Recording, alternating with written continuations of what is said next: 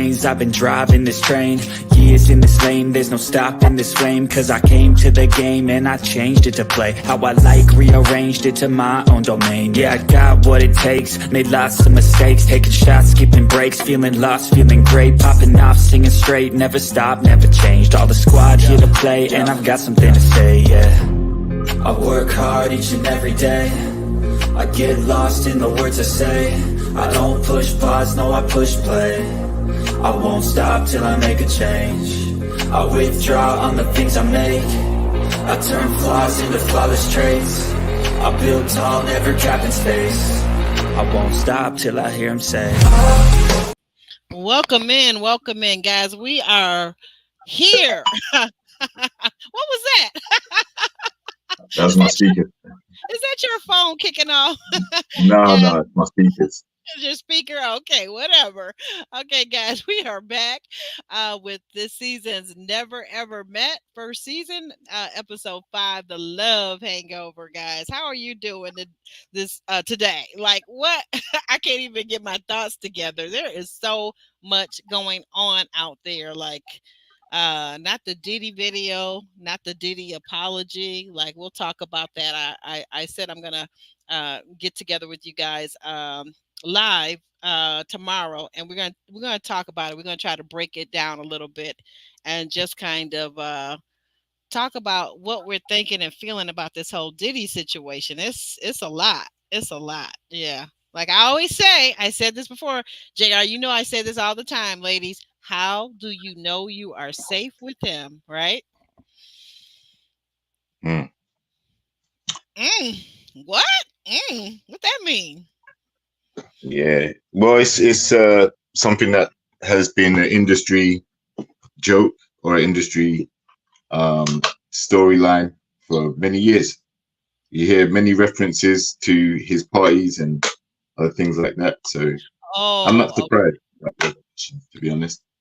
Yeah. Hey, hi, bye, Reza, Miss Wilson. Good to see you, Pandy.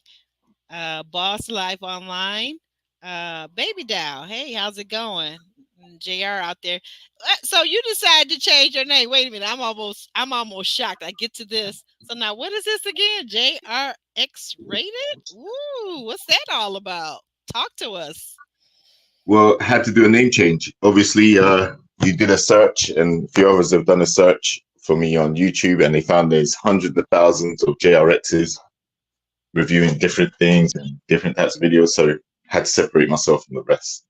Yeah, you had to stand out from the pack. I heard that. I once told that to Jeremy Speaks, and Jeremy Speaks became Jeremy Speaks TV. So now we see our own beloved JRX TV is now JRX rated. So check him out, guys. Check him out. He's here on the YouTube streets as well as on the IG pages too. So definitely check him out.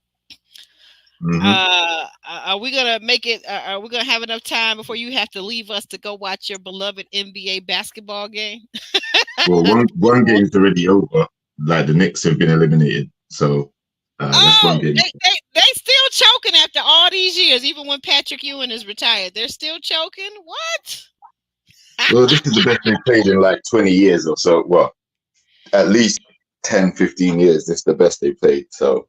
Which ain't saying much. It's not. Boo, boo, boo, boo. You can tell I don't like New York. The Knicks. Yeah. But the thing is, guess what, Aubrey? Where are the Pistons at? That's okay. I'm not worried about them. But you know what? Because we already got our 3-4 championships with the men's team. And before the 91, 92, and okay. 2004. And wait. We already got our women before the women team went to Oklahoma. We were the first team in the WNBA to even win a championship. So, hey. But not the last team. That's all right. You can say what you want. It's people out there that have never won. Name all the top-notch players you can think of in the NBA. They don't even have rings, right? What do you mean? He's got like 4 rings. He's got 4 rings. He's got 4 championships. Who's got 4 championships?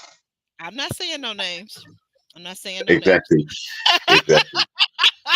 But he's John got Sally. four, and that's four. And that no, and that's four more than a lot of these superstars have. Hmm. Let's Okay. see, how many did Patrick Ewing win? How many was that again? Huh? None. What? None. None. None. I'm not a Knicks fan. I'm not a Big old Knicks fan. goose egg. Big old goose egg. Yeah. Patrick Ewing, he he messed up back then. Right. I can't forgive him for what he did either. Can't be Joke. 7'1" and missing wide open layups. That's crazy. Right. That's crazy. Yeah, Patrick Ewing was the king of choke. I kid you not. Now, all jokes aside, I watched this man. I watched him carefully back in his day. He was the king of choking. He would get his team to the finals or to the playoffs, and he would choke. Like, okay, like there's such a thing as, and you know this being in the field that you're in, there's such a thing as performance anxiety for men. Yes, there is. For Yes, there is. I'm sorry for athletes. Let me be fair. For Yeah. athletes. Yeah. I just clocked what you said. I bet you just Right. did. But yeah, no, there's definitely a sports psychological experience where athletes can perform well in practice or in different settings, but when it comes to game time, big games, they buckle under the pressure. They don't perform well. So yeah, that's exactly what that's about.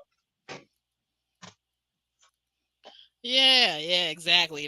That becomes a problem because I watched him. I mean, seriously, literally, I used to watch him very carefully, and it wasn't that I hated or disliked the New York Knicks, but it's just that I knew every year after watching him for a couple of years closely that he was going to do the same thing. That he was gonna choke.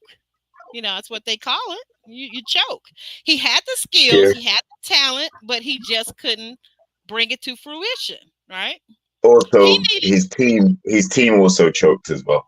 Like Yeah, his team didn't now perform. I can agree with you on that. Now, would you say like a coach like Jackson, like Phil Jackson, who is the king of psychology, sports psychology, I would say, in his era, that a coach like him, or even the great Chuck Daly from the Detroit Pistons, one of those coaches might have helped the New York Knicks back then, if you're I think, familiar?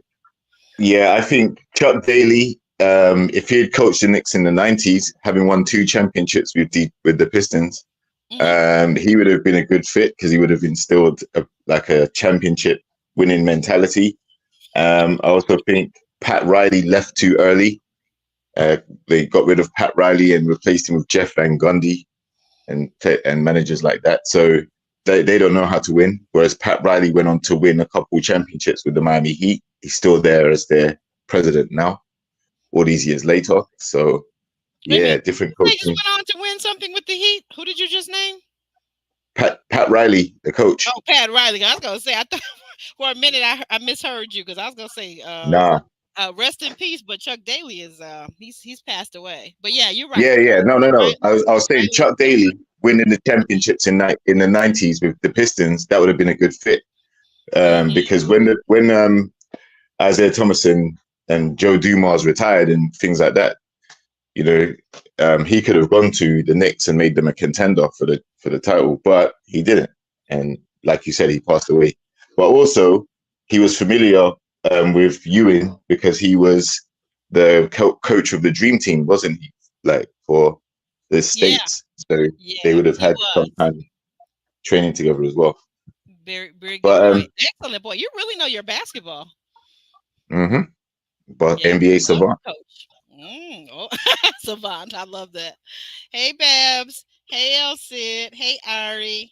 Hey, Miss Wilson, Colton. Everybody okay out there? All right, now. Don't be doing no stalking, folks, okay? We're going to get on with this show. Hmm. And no, okay, El Cid, I'm going to stop bashing. I'm going to stop bashing your beloved Knicks, okay? All right. All right. We're gonna get on with this thing here.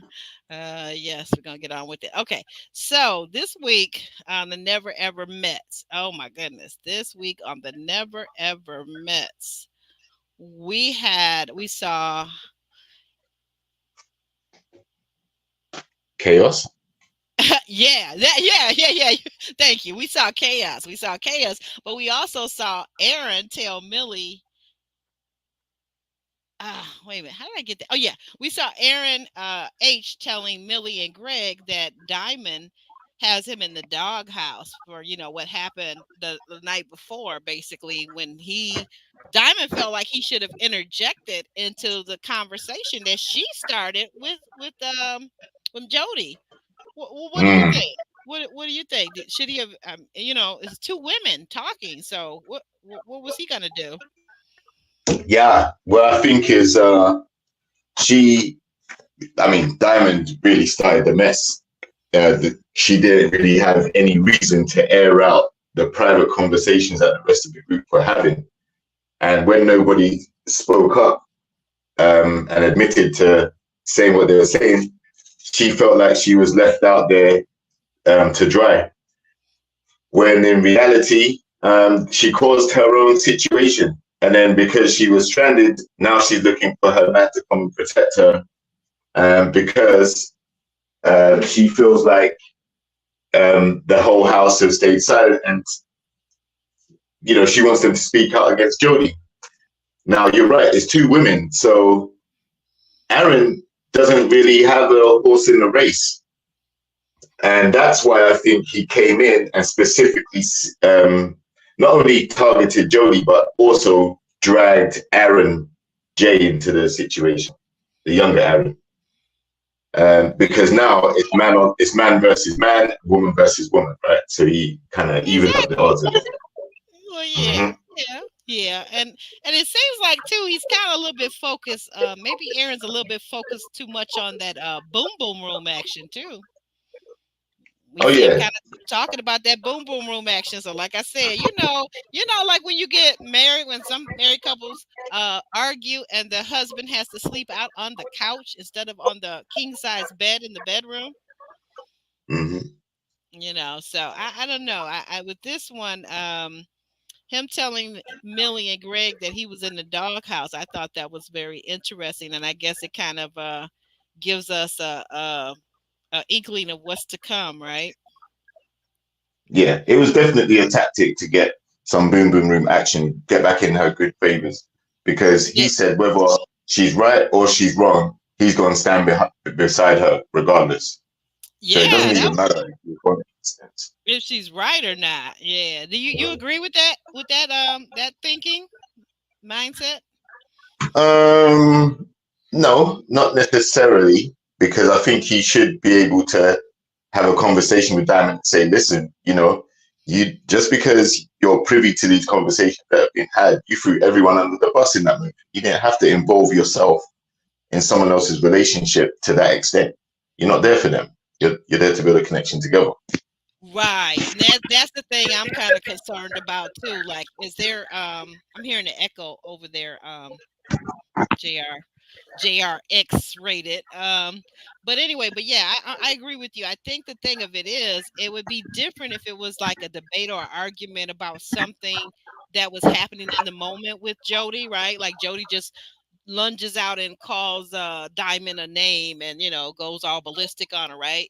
And if her man kind of wanted to have her back and say, well, hey ladies, or you guys, maybe both of you should calm down and go in your separate corners, yada yada yada, right? But this is basically a debate and an argument about gossip, which is like he said, she said, like, so for Diamond to get in there and say, well, everybody's talking about you, but why is it your business to tell everybody what everybody is saying behind that girl's back? Why is it up to you? And if you're going to address this, then maybe address it as, this is how I feel, and leave everybody else out of it. Like if you're passionate about your viewpoint and your mindset and stance in this, stand 10 toes on that. Because what I'm not going to do is stand 10 toes on what somebody else is talking about, because I don't know their logic. I don't know, But anyway, we see in the next scene, we segue into Sienna and Brandon have a meeting with Taronda. And Taronda's got some bad news for these guys. What you think? I didn't think it was bad news. I thought it was overdue good news. It's time to go home. Time to go home? Okay. Yeah, based on Sienna's treatment, she's of Brandon, like it's time to go. Like she's not feeling him, and obviously we've documented their exchanges over the last Right. few episodes. So yeah, it was home time, and rightly so. And he felt relieved. The funny thing I thought was she said she felt a huge weight off her shoulders. Yeah. Um, Yeah. I now that caught she's that being too. sent home, right? But really, she was the one putting Brandon under duress. So I'm sure he felt more relieved than, or had a right to feel more relieved than she did. You know what I'm saying? So, but yeah, overdue home time. I called it out a few weeks ago.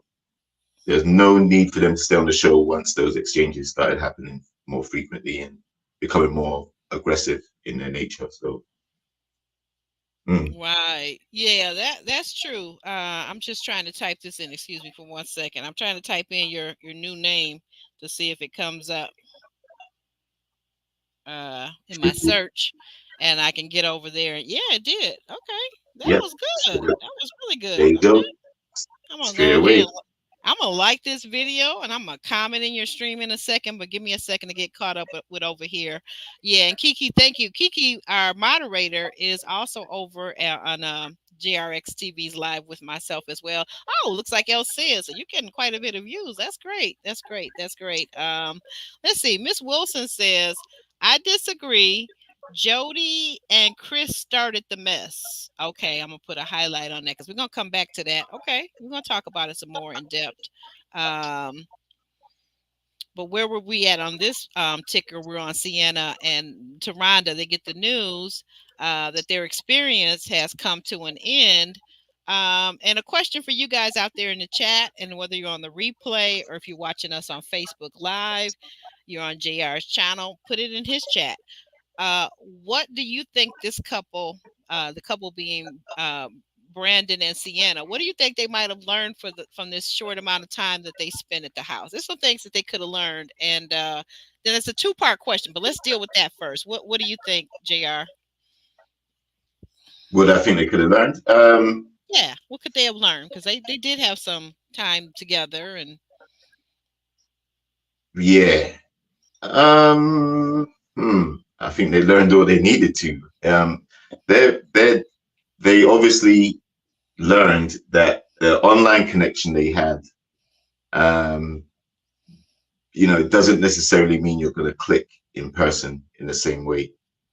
Um, okay, and if the person's underwhelmed by what they see or how your mannerisms are or turned off by other things, then ultimately the connection doesn't grow any further, right?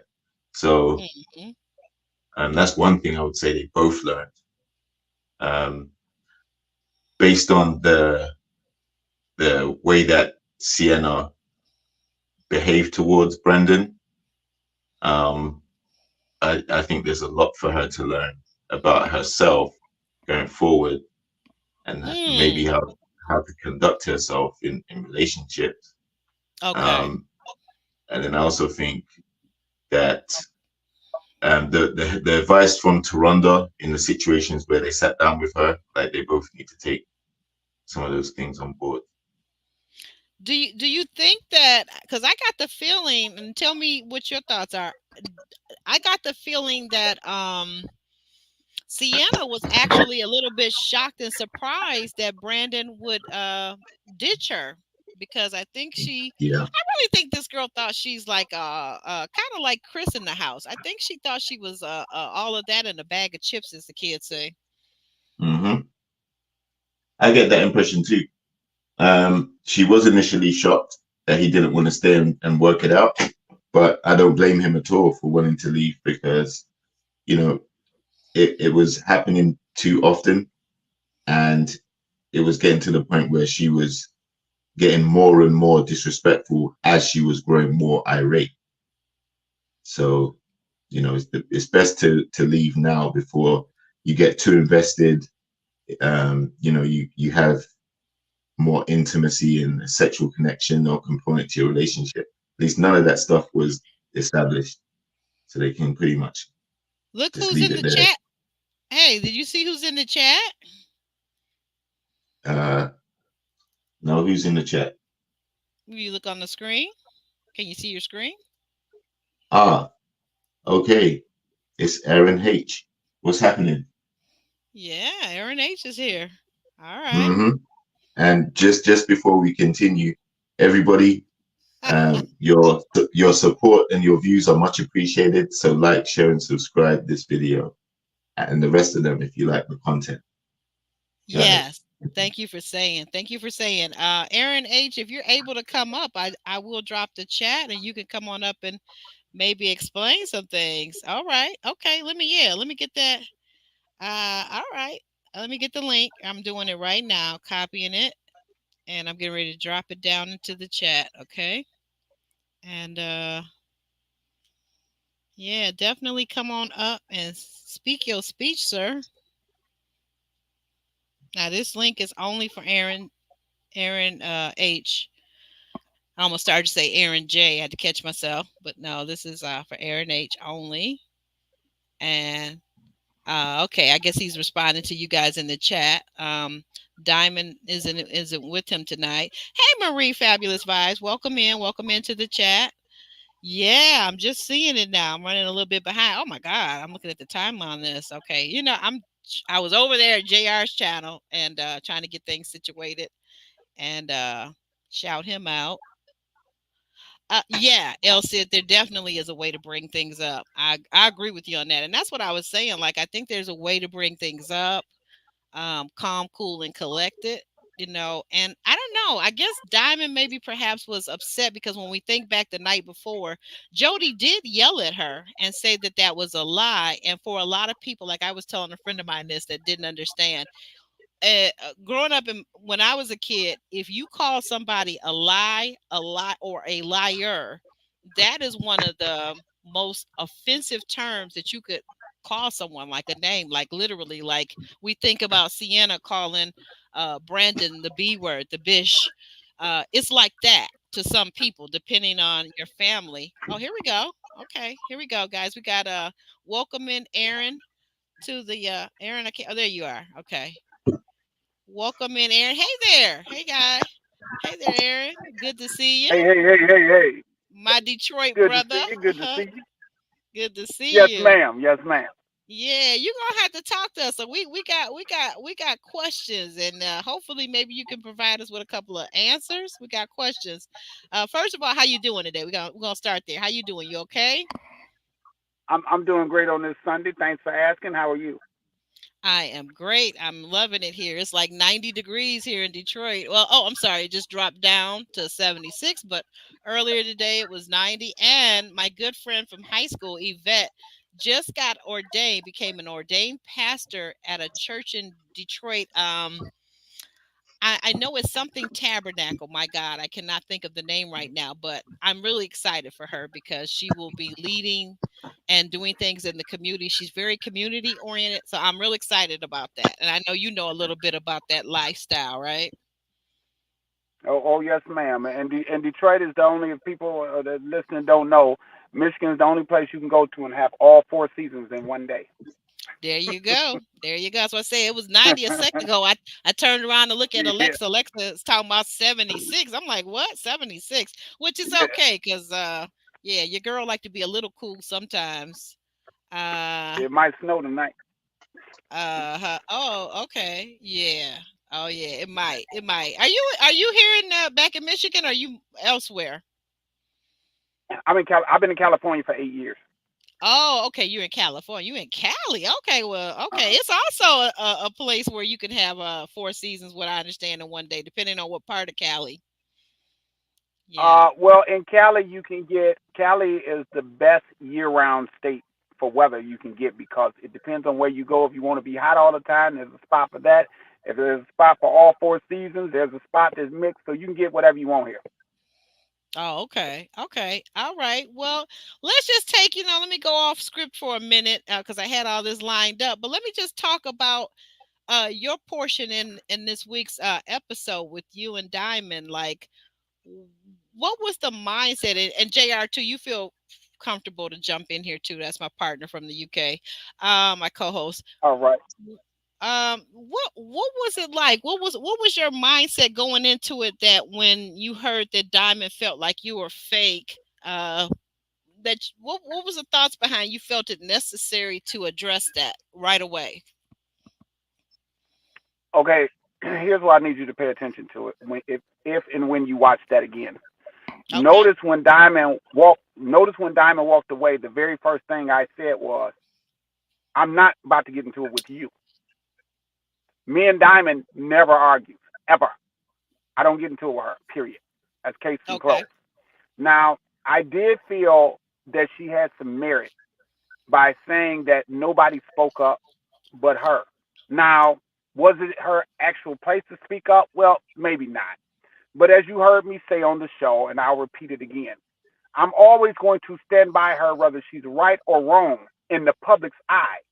When I'm out of the public's eye, then I'll discuss with her what I think should have taken place or whether she's wrong or not. But on the public, I'm not going to argue with her in public's eye, because when people see separation, they try to jump right in there. So I never show separation between her and I, ever. That's a no-no for me. So when I walked into the room, yes, I could tell you, let me start off with, yes, I should have and could have handled that a lot differently. But when you get caught up in your emotions, a lot of times we do things that maybe we wouldn't have done if we had thought it out. I didn't think it out. She called me fake, and that was it for that, because I don't have a problem saying with whatever it is that I have to say. No, I never liked Jody at that time. And so that gave me a reason to say that, because on the show, I never even said hi to Jody. Not one time that we were there. I never even spoke to her. Period. Now, did she do something personally to me? No, Yeah. she didn't. It was just something about Jody that I did not care for. It was just something about her. So when Diamond said, hey, because me and Diamond spoke on this many of times, alone. And when she said that I didn't speak up, I didn't. So that gave me a chance to kind of really voice what I really thought. Now, was I right? No. But it is what it is at this point. How would you have talked to Jody differently? Because you say in the episode we saw that you never liked her, but I'm not sure how that was relevant. It seems like you were a little aggressive. You were a little aggressive, I thought, with her too. It wasn't really relevant, but the simple fact that Diamond and I had talked about that many times. Now, I do want to point this out because this is never going to be shown. Diamond was on Jody's side for a long time. I would say no about Jody, and Diamond would say Jody was okay. Oh, okay. Yes, we didn't I'm see telling that. you the real deal. Diamond was on Jody's side for quite a while, and I was dead set against her the way she treated Aaron. I was like, hell no. But Diamond was not. She was debating with me. No, you don't see. I see and this now. No, I don't see that. But so I never cared for Jody for the way she treated Aaron and stuff like that. I thought it was BS. I looked at Aaron as like a son almost, and I didn't care for the way she treated her. But I didn't have to come on to her like that. No, hell no, I did not have to do that, and that was unwarranted. But at the time when she called me fake, mixed with me not liking Jody, emotions hit, and it just came out that way. Okay. Hey, JR, jump in here. Uh-huh. Jump in. Yeah. Greetings from the UK, brother Aaron. Blessings, my brother. All right. Yeah. So I can kind of see why you jumped in at the time. You're kind of covering your woman, and like I mentioned earlier, you did say whether she's right or wrong, you're gonna stick by her. So I can kind of see the angle with that. I can also see the angle where, in a way, because you had a friendship or you were cool with Aaron J, why you kind of stepped into interject, because you felt how he was being hard done by, to a degree, by Jody as well. But you said something interesting a few moments ago, which is when people see division in the couples, they're quick to jump on it. So do you think that that's what people were doing in the house with Jody and Aaron? Do you think that people saw division and they were quick to pounce on that? Exactly. I'm gonna tell you who I learned this from. My mother and father, blessedly, is still here. They've been married for 61 years. They Mm. never show division. I learned that from a long time ago. Let's say somebody wants to talk to me or talk to Diamond. Let's say a guy wants to talk to Diamond. As soon as he sees some division between me and Diamond, that's his end game. That's the way to jump in. I wouldn't do that to you, because Mm. he's seen something there. So you don't show. My dad always said, keep your fronts up. Ain't nobody got to know what's going on the inside of your house. Make sure the outside clean, because don't nobody see the inside except you. Right. So Mm-hmm. I always keep my front game up. So yeah, when you show division like that, if Jody and Aaron would have never showed division, none of that probably would have never taken place. Same thing with Sandia and Chris. If no division had been showed, then nobody could have got in. With me and Diamond, we never showed division. You may talk about us. You may call me the toe sucker, the pastor, call us messy, call us counselors. I done heard everything they done called us. But what you can't call us is divided. Right. Ooh, You all can't right. call us that. Okay. They say them two Oh, deserve. They say them two deserve each other. Yes, we do. mhm. Okay. Now, Okay. like, I mean, I have a follow-up question. So, did you feel any way when you saw the division between Brandon and Sienna? What were your thoughts on their relationship? I like Brandon. Brandon is a really cool guy. The way you see him on the show is the way he is. He's just a laid back, calm type person, real easy talking. That's just him. Um, uh, Sienna is who she is. I didn't have a lot of interaction with her. Here's another difference between the cast and I. If you pay attention to the past episodes and even just watch the future, you would never see me sitting down with a female alone ever. I don't do that. That's not what I do. If there's a female involved, Diamond is right there. If the men are talking, I'm right there. So I talked to Brandon many times. I've never had a one-on-one with Sienna because that's not what I do. That's a Diamond thing right there. So I don't know that much about her. I just know I'm just like you guys. I know what I've seen. And even they didn't show this, so let me slide this in there because they didn't show this. Even when they took them off the show, Sienna cussed Brandon out, told him to get the motherfucking bags and bring the shit down and hurry the fuck up. Mm-mm. She was still on level 10, even Damn. leaving out the door. So now, Hmm. if she's really like that, I don't know. Was it an acting thing for the TV? I don't know. I've never spoken to her, but I can tell you, even going out the door, Brandon held back, and he did good because I don't know if I could have held it that good with somebody talking to me like that. Mm-hmm. Mm-hmm. Well, Mm. I mean, I'm sure you witnessed plenty of situations where she was going off on him, throwing the flowers and cussing him out and I, everything. I wasn't I, I wasn't there for either thing. I didn't see the flowers being thrown. I didn't see the bitch being called. I wasn't there for either thing. Most of the stuff, me and Diamond found out most of the stuff later. Someone would come and tell us because we were kind Oh, of, we were the older couple, so we kind of stayed away from most of the stuff that they were doing. And let's be okay. real, you were probably Even though it both in the seemed boom like boom. we was all in all the time, we were not. You're probably both in the boom boom room while everything was taking place. Right. So yeah, we were not around that. A- Yeah, a- yeah. I was sucking the toes at that time. I was sucking the toes. But Exactly.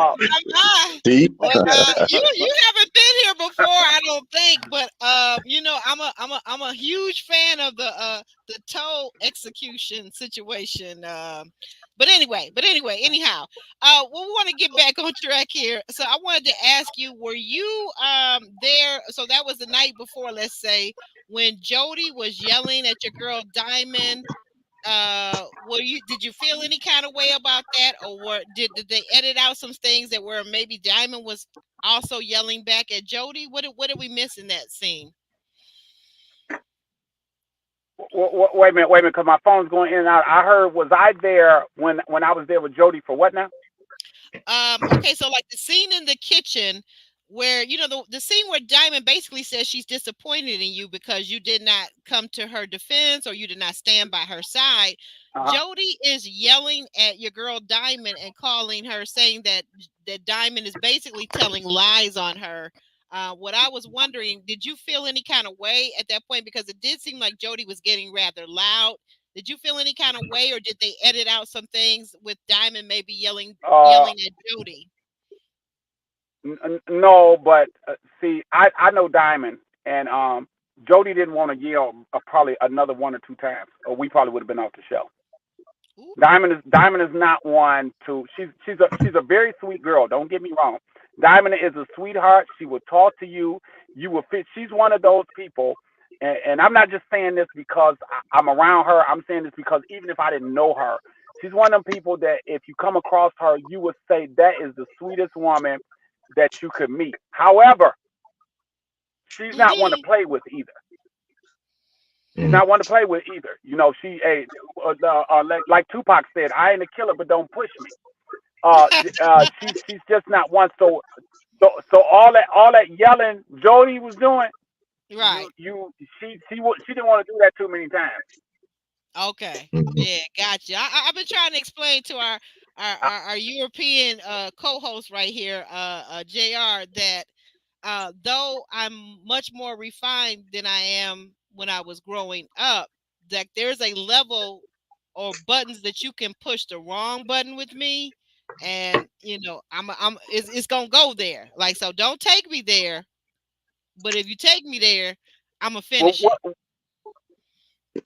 What I try to tell Diamond, and I know on the show it seems like I'm unhinged a little bit myself, but we'll talk about that. But what I try to tell Diamond is, I said, listen, when I was younger, I'm very ticklish. But when I was younger, people used to try to tickle me, and I would take it. I would hold it like I'm not even ticklish, and they would just do it. Now I was losing my man on the inside, but on the outside, I never let him take it, because what happened when I did that was, if I'm not ticklish, you're not going to try to tickle me. It's pointless. So what I've tried to tell her and anybody is, you can't let people know what your buttons is, because if you do, they're going to try to push them. Right. You see what I'm saying? So I don't let people know really what pushes my buttons.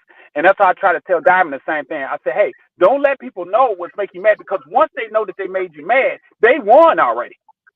Because they got you. They won. That's so true. One of our partners in the chat family is saying, did you feel like, Aaron, you specifically, did you see the opening for division and purposely, intentionally widen it between Jody and her, Aaron? Do you feel like that was intentional on your part? So we as an audience right now, we're basically at 5 weeks in, and we've said from day one pretty much on this channel and my chat family that we don't see any physical, sexual chemistry, connection, or even an emotional connection with Jody and Aaron J, right? So would you say that maybe, was it a strategy of yours to maybe try to make it more obvious to the rest of the house, and maybe they're going to be eliminated next? Was that a strategy of yours? No, I said it from day one. The crazy part, I said they wasn't together from day one. Maybe they came as friends or something like that. I said it from day one. So no, I wasn't. And by the way, to you in the audience, the show is not about elimination at all. That's not the goal, to eliminate. It's not an eliminating show. The two got eliminated because you cannot put your hands on another person in that kind of manner. And then the second two got eliminated because once you say that we're only going to be friends, that is not the purpose of the show. This isn't called Friends. So they were eliminated. Other than that, as long as you're trying to be a couple, it's not eliminating the show. It's to see what's going to happen. So no, nobody was trying to show somebody was going to get eliminated. It wasn't that type of party. But I just knew what I knew. And I told Aaron that, and I told Greg that, and I told Chris that, and I told everybody because we all, and like Chris on the show said, I never said anything. Okay, whatever. But we all sat around and said something about them as a couple. And I've definitely said it. Like they is not a couple. That the man never hugs the girl, kisses her, nothing. Now, Nothing. Are we talking about the other Aaron and Jody? Are we talking about Chris Yeah. and Sandia? Yeah. No, Aaron and Jody. We talking about Aaron and Jody. Oh, okay, gotcha. We talking about Aaron and Jody. Okay, so you never saw them really hugging and being affectionate. We do see that this week though at the whatever the rope challenge thing was. No. Well, here's the kicker. I want you to think about this. Some of these people, well, all of them, we haven't seen each other in X amount of time. So 5 years, 12 years, 3 months, 6 years, whatever it is. So if you haven't ever seen a person and you're standing around talking about, I need my space, well, how much the hell space do you need? You just had months, years of space. How much space do you need? I agree with that. I want to be under Diamond 24/7 because guess what? When the show is over, how do we know when we're going to see each other again? It may be some time if we live separately like that. We live in different states. We might got to plan something. It might be a month or two before we see each other again. So while we got this month right here, I want to be up under you. Right. Yeah. That's what I was saying. She said, exactly. Oh, I need space. Space? How much space you need? Wow. Well, let me ask you this, going back to, because I want to get on Chris a little bit. So, like, going back to that first night in the house when Chris was talking to all you guys around the table in the kitchen, it looked like, and he was saying that he's, he's got so many women that like him, that want him, and that Sandia's not his girl. What was your thoughts about that? Because I felt like you probably observed something as the senior in the house. What did you observe? Can you tell us? What did you feel? First, let me say I like Chris. Now, here's why I like Chris. I'm glad you like him. Chris never changed. Wait a minute. Let me tell you about people like Chris. All right. My mother. I always say you got to respect her gangster, and this is the reason why I say that. If she doesn't your mother's gangster, she's right? not going. Yeah. Listen, if my mother does not like you, she's not gonna front when she see you. Hey, girl, how you doing? This and that, and talk about you behind your back. No, she doesn't want to be nowhere around you. Okay, Chris is kind of the same way. He's not going to deviate from what he's saying. He's going to stick right there. He stood there the whole time. Now, here's something that they didn't show. When we first got in the house, you probably already heard Chris say he don't trust women. I asked Chris personally. I said, but you got a mother. He said, I don't trust her either. Oh, okay. Now, if a man don't trust his mama, if a man don't trust his mother, you ain't got nothing coming. That was my thought. I said, oh, she's done. Because he don't trust his own mama. Now, I'm not making this up. That's what he said. But he said that to you or to the other guys. Did he ever say that around Sandia? No. We were all sitting at a table. I don't know if Sandia was in the mix of that. I can't remember whether she was in the mix. But this is when we first got to the house. We were all sitting around the table. And he was talking about how women is this and they didn't deserve to be over nothing and women are emotional and all that kind of stuff. He said all this stuff. But he stands on his word. He's standing on it, on 10 toes. And I said, hey, but you got a mother. He said, I don't trust her either. Well, once the person said they don't trust their own mama, it's no need of me talking about it anymore because that's a wrap. Right, because the reverse would be a woman saying that she doesn't trust her own father, and if I were a guy, I would be done. I would be done with her because she's telling me that she's too damaged for a relationship, is what I'm hearing. But okay, so that's with him. Is Sandia really as meek as we see her as viewers? Because of course they've edited a lot of stuff out. Is she really as meek as she appears to us now, or did you see sides of her where she was more outgoing? Who are we talking about? I'm sorry, Sandia. Chris's partner in this, Sandia? Is she as Oh, meek as she I seems to I, I be? nick yes, I nicknamed her in the house the Quiet Storm. That's what The we called quiet, her, Quiet Storm, the because she quiet. doesn't say too much. Now when she does say something, she'll say something, but she doesn't say too much. She's real quiet, Okay. really Okay. nice, but real quiet. Okay. JR, back to you. You want to get back into let's take us back into the scene with Aaron and Jody in the kitchen. Mm, yeah. Okay. Well, in that particular scene, like it seemed like Aaron tried to defend cover his girl at the time. Um, Obviously, he could have been stronger with it. But how do you see Aaron J in the Jody dynamic? Do you think he should stand up for himself more, speak up for himself more, or do you think he should just call it quits as well because there's no connection there? She's not romantically connected to him, intimately, sexually. Like you said, she's been talking about she wants her space already, and she just met him in person. So, what do you think Aaron J could have done differently in his particular relationship? Well, first, if you notice in the kitchen when we were talking and I was yelling, he was finna say something and she shut him down. And you heard me say, "No, don't listen to her. Say what you gonna say," because Mm-hmm. I felt like she was ruling him, and what he wanted to say. No, say what you gonna say. Don't listen to her. But I'm not.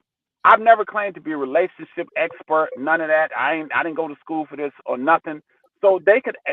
Who knows? They could absolutely work out and be a loving couple. I don't know. I just don't see it. Mm-hmm. I don't see it. I don't see a connection in this show here. This last. I'm only talking. I'm not talking about future stuff. I'm talking about the stuff that happened in the past. So this episode here, you notice he said he doesn't make her girly parts tingle. So he's Mm-hmm. starting to notice it. Yep. I, He's I think starting to Right. he notice know. it too. Like, I, I think And he's noticed that from their initial interaction, even the intimacy challenge that all the couples did on the first challenge you guys did. There was no real effort put in to make it seem like they were connected on that level. So, um, both challenges. Both challenges. Remember the yeah. first challenge that we did? Well, that wasn't no challenge, but remember the first thing we did when we was on the ground. They Mm-hmm. debated about what they was going to do and did rock paper scissors. And then this Mm-hmm. time again, I'm not going to do that. It's like Mm-hmm. it was all about her. It wasn't about him. Let's go back to the initial date. Even if Mm-hmm. he couldn't open up the bottle, he was kind and thoughtful enough to do. The date was for the women, so he did Mm-hmm. what you wanted to have done, what he knew that you would like. He put in the effort. So if he put in the effort, why not praise his effort instead of looking at the downfall? right. Mm-hmm. Right. I was like, wow, I'm glad that didn't happen to me. Mm-hmm. Right, right. I mean, you would have probably handled it okay coming from Diamond because I don't know, but I don't know you, but what I'm seeing as a viewer, you feel like you put a lot of time and intentionality into your words with Diamond, right? And I mean, sometimes at Hmm. some point we may not like how our partner is responding or reacting, but that's where communication works. It can work, right? And so for your man to say to you, is there something I can do, babe? It's gonna be okay. What do you need? What are you thinking right now? Because, this, that, or the third, right? Sometimes we all could Right, right, benefit from right. just slowing down and just really talking to our partner instead of taking everything personally and getting offended and like, oh, it's over, right? What Well, does I that I sound? try to listen. I try to listen. I'm very old school when it comes to certain things. Like, some guys ask questions for just to have a conversation. Like, if you meet a female and I ask them, hey, what's your favorite color? Or what's your favorite drink? What kind of food you like? The reason why I ask this is because I'm listening, so I know when I take her out on a date, I know exactly what it is she wants. When I take a woman on a date Mhm. for the first time, I open Mm-hmm. up my car door. I open up the door for them, and on that seat, there's a dozen of roses, their favorite color. Mhm. Wow. Because I was Okay. listening. I was listening. I heard what you said. I heard what you said, and that's the reason why a lot of women used to like to go out with me because I treat them like a queen, actually. But me and Diamond we just locked in, so I listened to her, and I try to understand what she's saying, even if I think that her feelings is wrong, is not, she Mm-hmm. she's right to feel whatever she feel, but just because you feel that way doesn't make it fact. But even if I feel Mhm. that her feelings are not fact, I still take it into consideration and I say, okay, what could I have done differently to dissolve this situation? Because personally, I don't know about all men, but I don't want to go home and go to bed alone or argue with you or wake up the next day and something that happened to you, you gone and I never got a chance to say I'm sorry and stuff like that. I don't like that. I don't like that. Mm. Mhm. So I don't argue with them. Mhm. You Okay. you make Cool. you make me think of real quick, and I'll let you go, JR. You making me think of the R&B song "Just in Case." I hope that's the name of it. You know the song I'm talking about, just in case I don't make it Okay, home you tonight. talking about you, yeah, that's it. Yeah, That's it. right. Just in case, baby. That's it. Right, right. That's why I say I see a lot of intentionality. And over here on this channel, I've been saying from pretty much the second, I think it's the second episode, that you and Diamond are two of my favorites on the show. And I got Well, the I house certainly bet. appreciate that. Yeah, I got the house bet on you guys to take it, to win, to really go the distance. That's what I'm seeing. And I'm not saying, I know you're saying it's not a game show, it's not Ready to Love. I get it, okay. But I really see you vibing as a real couple. I guess we got to move on to what about the exercise that it took you guys to with the bondage? What was that like with you and Diamond? And which one of you was roped? Was it you? I think it was you. I was tied up. I was tied up. You were tied up, I should say, I yeah. was tied up. That was a little bit different for me because um I gave Diamond the ram to be able to handle me. Now let me give you some little insight of me. I was in a 12-year relationship where I was abused. Ike and Tina. I was Tina, and so that was Oh, 8 years ago. So oh, coming out of that, oh. it's a little, it's not as easy to have a woman trying to tie me up. Is you trying to tie me up to hit me or something? But uh, I felt comfortable with Diamond. Um, she had me. She blindfolded me. She made me feel secure. She talked to me. Why she had me? Hey, is this too tight? I said, no, it's fine. Are you hurting? And I was very comfortable with that. I'm one of the guys. Now, everybody isn't like me, but I'm one of the guys that don't mind a woman who takes control. Just don't abuse it. Don't abuse it. I don't mind a Okay. woman saying, hey, you need to go over here and do this. It doesn't bother me. But don't abuse that. Don't abuse that. Mhm. Okay. Okay. And I gotta say, and thank you for reminding us, because honestly, with all the different moving parts in this episode, I almost forgot. And I want to thank you, sir. I want to thank you from the bottom of my heart. This is sincere, as a woman who has experienced DV myself, right? Uh it really affected me some kind of way to hear you, a man, say that you had experiences when you were talking to a Lexus, about what Hmm. was his name, Dominique. When you were talking Hmm. about that and just your experience and talking to the people in the house, that you were so transparent and open about that as a man. A lot of men would never, if that had happened to them, they would have never shared that in that platform. So I want to thank you for that. Well, you welcome, and the reason why they probably don't share is, one, it's embarrassing to them, and two, Hmm. some people use it as a weapon. Now there's a blogger out there, and I don't know her name, and I wish I did because I sure would say it. But Hmm. she just did a review on the show. She just did a review on the show, and she brought up my DV, And she said, yeah, the way he talked to women, yeah, no wonder some woman beat his ass. Now, Whoa, whoa, uh, whoa. that bothered me, and I can tell you right now, I would no longer even go to her blog and post or trend or anything, because if you say something like that, that's like a woman going through any kind of sexual abuse or something like that, and you tell no wonder that happened to you because the way you dress. You don't Right. do that. You don't take the It's victim condoning. Right. It's and condoning then make them the victimization. perpetrator. Mm-hmm. Yes. And that really, listen, I could take a whole lot of stuff, but that bothered me. And I just heard that today. Today.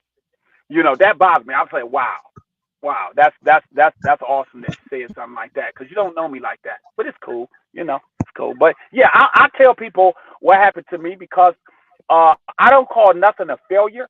I just call things a learning experience. I learned, and one thing that I learned to do was duck. Okay, I learned to duck and run. But it Okay. was a learning experience. Yeah, I can laugh about it now. You know what I'm saying? Because I've been through it. But Okay. it was a Okay. learning experience, and I did receive two wonderful children out of the situation. But it is what it is. You feel like maybe that, just one last thing, and we're going to move forward. You feel like maybe the two children that you had in that relationship that you were talking about, you feel like that was the reason why you stayed as long as you did, you think? That along with, don't forget, I'm a PK, so we was raised to not divorce, uh, to stick with your family and stuff like that. And again, it reminds me of what love got to do with it, because if you see, Tina made an excuse for him all the time. Well, Ike's got problems. Ike's going through stress and this and that. I kind of did the same thing. I made excuses, said she was getting better, she wasn't going to do it no more, this and that and the other. And it steady happened. It happened, and it happened, and it happened, and it happened. I'll give you one instance. I remember she was mad at me one time, and I was on a ladder. It was about a 12-foot ladder, and she Ooh, came and just yanked the ladder with me ooh. on it at the top, and I came Oh, tumbling down to the ground. Luckily, I didn't hit my head or something like that. But these are just the kind of things that she would do in her anger problems. Now, I don't want anyone to get me wrong, because there's somebody out there that's gonna say it's probably something he did, because that's usually what they say, it was his fault. I never said that I was perfect, because I'm not. But things that she did had nothing to do. You can't go to court and say he said this, and that's the reason why I hit him, because you can't do stuff like that. But it had nothing to do with that, and I'll give you one example of that. One time I went to Burger King, okay, Burger King, and they had sweet potato fries out. Now I left her in the car. They had sweet potato fries out, and I got up to the counter. I said, "Excuse me." I said, "How does those sweet potato fries taste?" All of a sudden, I heard something say, "Bitch, if you want to know how the motherfucking sweet potato fries taste, bam!" ooh, ooh. Because I was Ow. not allowed. I was not allowed to talk to any woman. Mm. So if I went to the counter, I had to wait till a man was up there. I couldn't go to no woman. Oh, no, no, no, no. Are I you wasn't allowed serious? to listen. I wasn't allowed to go and see about my mother. What? Yes, and let me get this straight with you. I'm not even blaming her, as Right. I allowed this to happen. I allowed this to happen because that she was who she was, mother of my children. I was there, and I was going to stand by that. Remember what I said a little while ago. I'm going to stand by you, whether you're right or wrong. I'm gonna tell you in private. But I stood by that for a long time. I stood by that. I went through so much that I could talk on this thing for hours. I would like to, seriously. And Well, no joke. All of this aside, I would like to have you back on a panel and really discuss it, women, men and women, and really discuss this, because, like I said, it's something near and dear to my heart. Also, how you were able to recover. And can I just ask you this: was there any kind of therapy involved after you got out of that situation? uh Yeah, me and God Himself. They say call on Jesus. I had His number on speed dial, baby. I left Michigan. That's when I left Michigan 8 years ago. When it was all done and over, everybody was looking at me, looking for me. I was in California. I had gotten my truck and put my little clothes in the back and came to California, and I ain't looked back since. What about the It took children? Or me were they grown up by that time? Your children? no. Those children are still teenagers. I got my oldest is 32. My youngest is 13, and up above that is a 17-year-old. That's the two younger ones. But I never look back. But I can tell you this, and for the people that think you could just get over, it's easier said than done when you're on the outside. You can just get over, just get away from them. No, you can't turn love on and off like a light switch. It doesn't work that way. So even though I was here, it took me about 2 years to actually be done with her, because if she had called me within that time and said, "I'm sorry, come back," I would have went back. I would have went What? back. I can tell you that right now. Yep, I would Hmm. have went back. I would have went back because I loved her. Hmm. Wow. Yep, I can tell you that right now. I would have went back. Is this anything you maybe witnessed in your childhood growing up? This type of dynamic in the household? No, my mother and father, I've never seen them get into it one time. I never even seen my mom and daddy kiss because they didn't demonstrate stuff around us like that. But Old school, yeah, I get it. I yeah, totally get it. they old school. I'd never witnessed that. My father was a church goer. My mother, now here's the funny part. My mother never really was. She never went to church. Now they say you're not supposed to be unequally yoked, but my father went to church and listened to Pastor Bobby, and my mama listened to Bobby Blue Bland. So they never, but they was always, you can't separate one from the other. So I know my childhood was pretty good. I'm the baby of three. I'm the baby of three. Okay. And my childhood, yeah, no, I mean, no parent is perfect. My parent always say parents raise you to the best of their ability. You cannot get mad. They did the best thing way that they could. Now, I know some of these new parents is out of pocket, but they did the best they could. But no, I never witnessed any kind of abuse or anything like that. Nothing. Okay. Okay. JR, you get a chance to Yeah. look in that chat? Yeah. No, I haven't looked in the chat, but I got a No, few things. the I mean, oh, go ahead. Go ahead. first of all, thank you, Aaron, for highlighting a very obviously serious and very underreported situation that takes place when it's often DV when men are victims. So it's very courageous of you to share your personal experience of it and it raise awareness because it does happen. Like you said, it often gets overlooked because we're meant to be strong and silent, or we have this, um, we have to live up to these standards that have been set where, if we talk about certain things, then we're sassy or we're whatever. But yeah, so I commend you for being brave enough to share your story, bro. It's common, right? Um, so that's also why I did ask about the Brendan and Sienna situation, because it looked as if that relationship could possibly head that way, where you're going to have this lady escalate her aggression and her anger towards him, and it may manifest in some further uh, situations that he may be on the receiving end of. So, did that trigger you at any point, hearing that those type of things were taking place around you, not directly involving you, but did you kind of see Brendan as being potentially heading down that line that you had experienced in your previous relationship? I think Alexis' situation triggered me a little bit more, but with Brandon, I don't think I ever told him anything. Like, I know that the saying is, why the older couple think they counselors, but if you really look at it, we never gave anybody any advice. We listened. We might have asked a question, but we never gave advice to anyone. So unless like Chris asked me a question, but with Brandon, I never gave him any advice. I listened, and I would say something like, "Wow, that's crazy." I never when the bitch name got called, I was looking at it just like y'all. I didn't even know that actually happened. Somebody mentioned it happened, but I wasn't there, so we don't see everything. That y'all Mm-hmm. seeing some of the stuff that we didn't even see. But Oh, Right. okay. no, that didn't really trigger me. The Alexis thing did. That's the reason why I talked to her the way I did. Now, of Mm-hmm. course, me and Dominic was at it for a second because he didn't like what I had said. However, Mhm. I extended him an olive branch as well, and we had a conversation on the phone, and we're okay. I'm cool. He's actually an okay guy that made a mistake. I think his biggest mistake was just not apologizing in the first place and leaving it at that.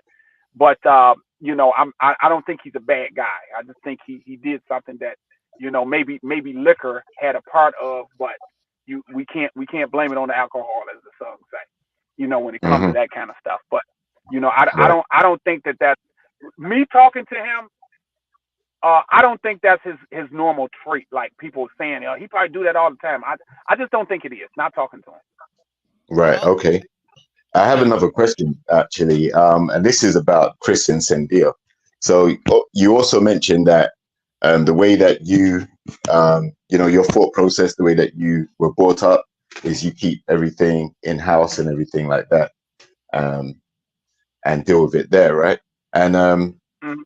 with Chris and Sandia, and the Jody Aaron dynamic, did you was it the sense that something could potentially happen between Chris and Jody that had everybody talking, or was it the fact that they just weren't connecting, or weren't they were actually talking up the other person more than they actually were talking up their own partners? So was it the fear Yeah, that something was going to take place, or was it just their chemistry?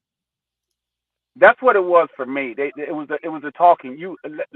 Let's reflect back to at the table when Diamond and I think that's when Diamond and I was playing the game, and she said that to her, Chris was the most romantic person in the house. Now, Mm-hmm. let's think about this for a second. What did Chris do so romantically besides for the helicopter ride? He talked to Sandia like whatever. So how is he so romantic?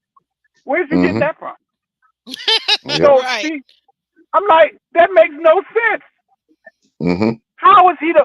I mean, she talked about him like she had been out on a date with him or something, or she done seen something. He showed Right. nothing except a helicopter ride. Right. So That's how is he the it. most romantic person in the house? I could have seen if she'd have said Josh because they Mhm. always up under each other. I Yeah. would throw Right. me and Diamond in there, but I can't. I could even throw Millie and Greg in there. But how did you pick Chris out of all people? Mm-hmm. Mm. No. So that was one of the things, and then the simple fact that Chris in there talking about that's his favorite person. Now I'm gonna give it this. I don't think that Chris had any intentions on her. I don't even think she's his type. But do I think that she felt something about Chris? Absolutely. Yeah. Right. We Okay. can I see it. see that We too. can see it. Yep. Yeah. Yeah. But what makes you think that Jody is not Chris's type? And why does he appear to be flirting with her? That I think that's just Chris's demeanor. He says what's on his mind, and that's it. I don't think Jody is his type. Looks wise and nothing else. I'm not saying that Jody is an ugly person, but Right. it's just not. It's just not Chris.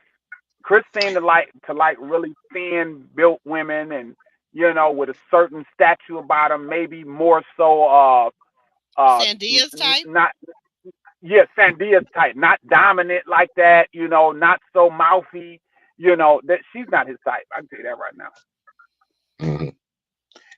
And Mm. that was going to be my next question. So, do you think that Sandia is Chris's type? Like, that's the type of Yeah, lady. Do you think he was underwhelmed with their meeting and their interaction, and he expected her to look different, or do you no, think I he think like I that? think that I think Sandia's his type.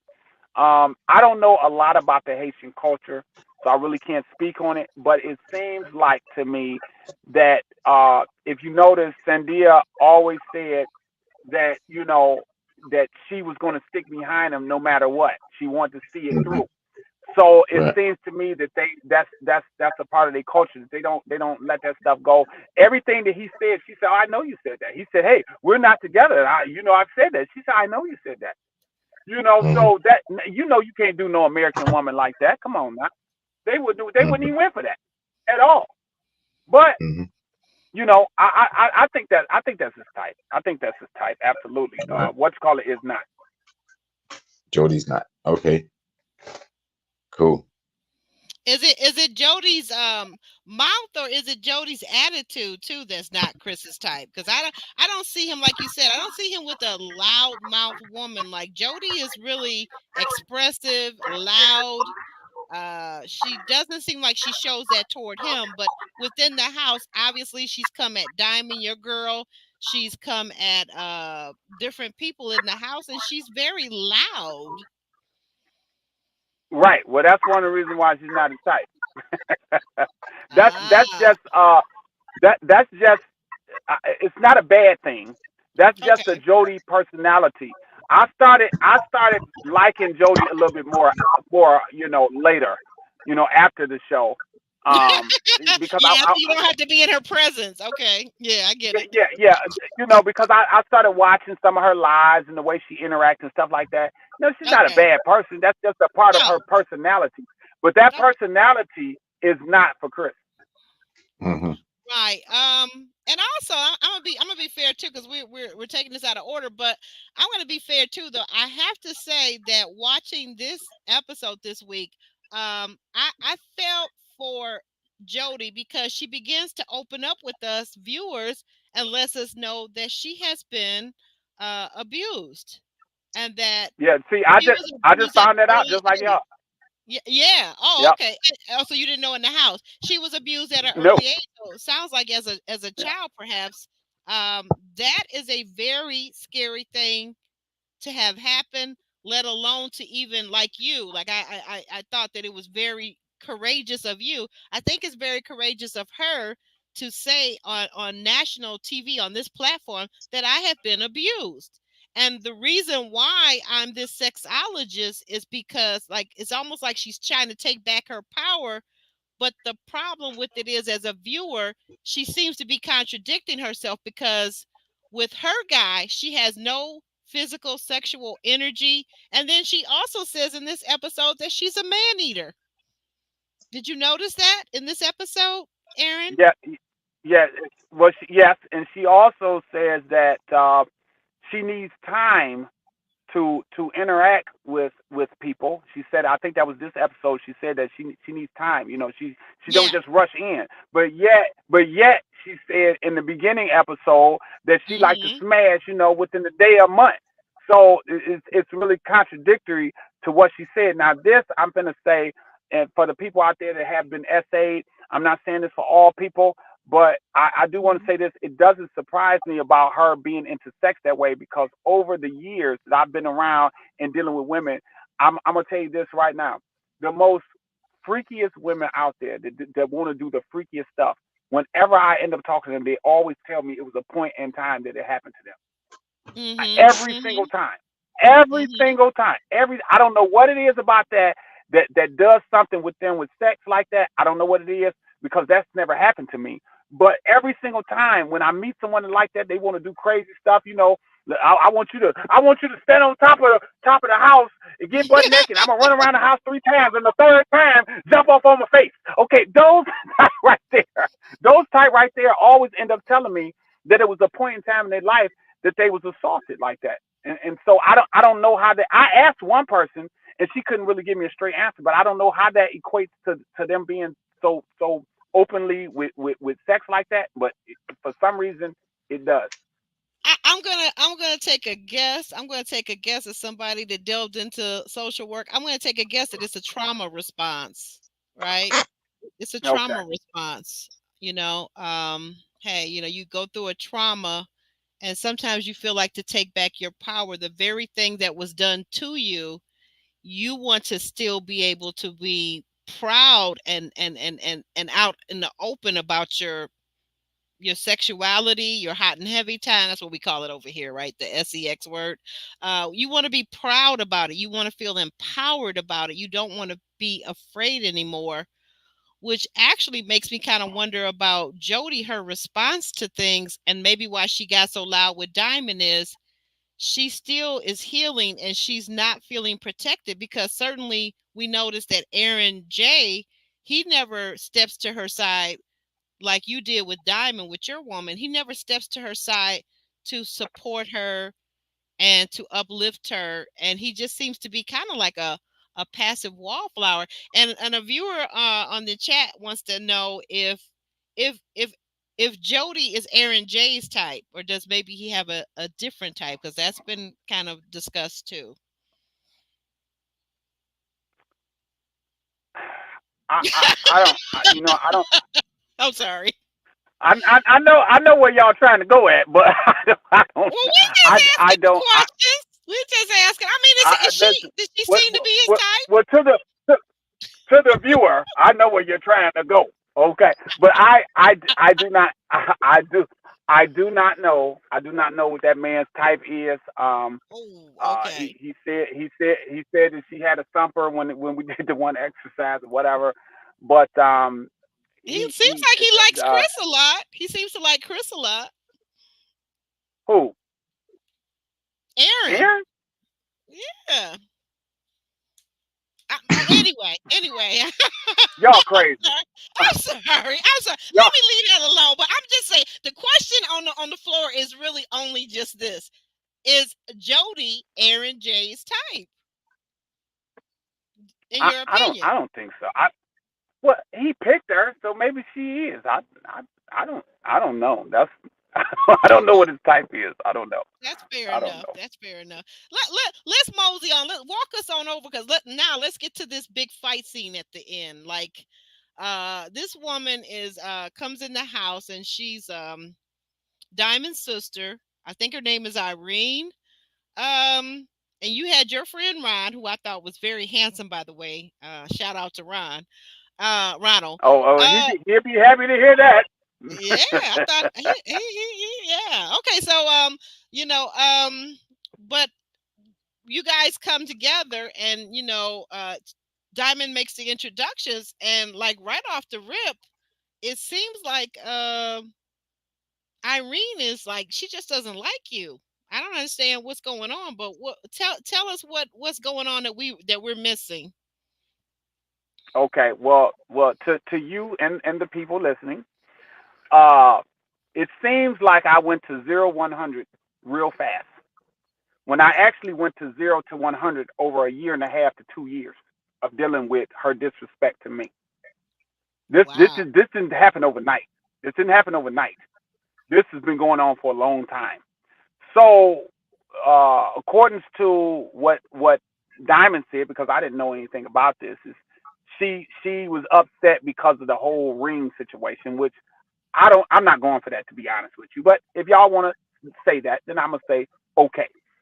So I get on there on Facebook, like I said on there, and I tell Diamond I love her. And somebody whom I never even seen or talked to said, "We will see." I'm like, who the hell is we? Who are you? I don't even know you. So she starts going on and on about I gotta prove something to her. Why do I need to prove something to you? Now let's go back a little bit. That's not Diamond's sister. That's a friend that she calls sister. That's not her sister Oh, at all. okay. Okay. That didn't come Okay. from her daddy or her mama. That didn't come from either person. That's just a friend. Okay. So Okay, now clarification that's there. number It's one. not her blood Yeah, sister. Okay. yep, clarification. That's not blood sister. Now, during this time of us going back and forth, I extend her an olive branch. I said, listen, Irene. I said, maybe we came off wrong to each other. I said, so here's what I'm going to do. I'm going to give you an olive branch, and you can ask all the questions you want, and I'll answer them to the best of my ability to what I think you need to know. She never came down. She stayed on 100 the whole time. Diamond asked her, so let me ask you something. If me and Aaron gets married and we're together for 20 years and happy, then what you going to say? She said, I'm still not going to like him. Then there's another part, an exclusive video of her and Diamond talking that's on YouTube. If you listen to Mhm. her there, she says, he can come in here and talk, but it's going to go in one ear and out the other. So if what I say doesn't matter, why the hell did you come on the show? Right. Why? What was your purpose? To get 5 minutes of fame? What was the purpose? So did I handle that wrong? Absolutely, I did. I'm here to tell you, if I could do it again, I would do it differently. But that girl had me so heated. I was in the next room, me and Ronald playing pool. Mm-hmm. I could You hear had walked everything she away. was saying. So you had walked Yeah, away, right? I, Okay. yeah, yeah. I could hear every little thing that she was saying. So when I got in there, my blood pressure was already up, baby. And if you heard me when me and Ronald was talking, I said she gonna get what she gonna get. Cause I already knew. And matter of fact, I even go as far as to say I told Diamond, if she comes on that show, I'm gonna let her have it. Oh So if wow. I were you, I wouldn't bring her on the show. Yeah, I said it. I said I'm gonna let her have it. I said I'm gonna tell you that right now because she done disrespected me too many times and gonna tell me what I. If you notice in the room, she told Diamond that he can't even take care of you. What does he have to bring to the table? I've been a business owner for 35 years. I have the largest black-owned business in my county. Trust me, I Wow. can take care of Diamond. I don't need Diamond's help. But Oh, yet, she gonna tell Diamond he can't take care of you. wait a minute. Don't Girl, tell me please. you I all keep about it the. figure.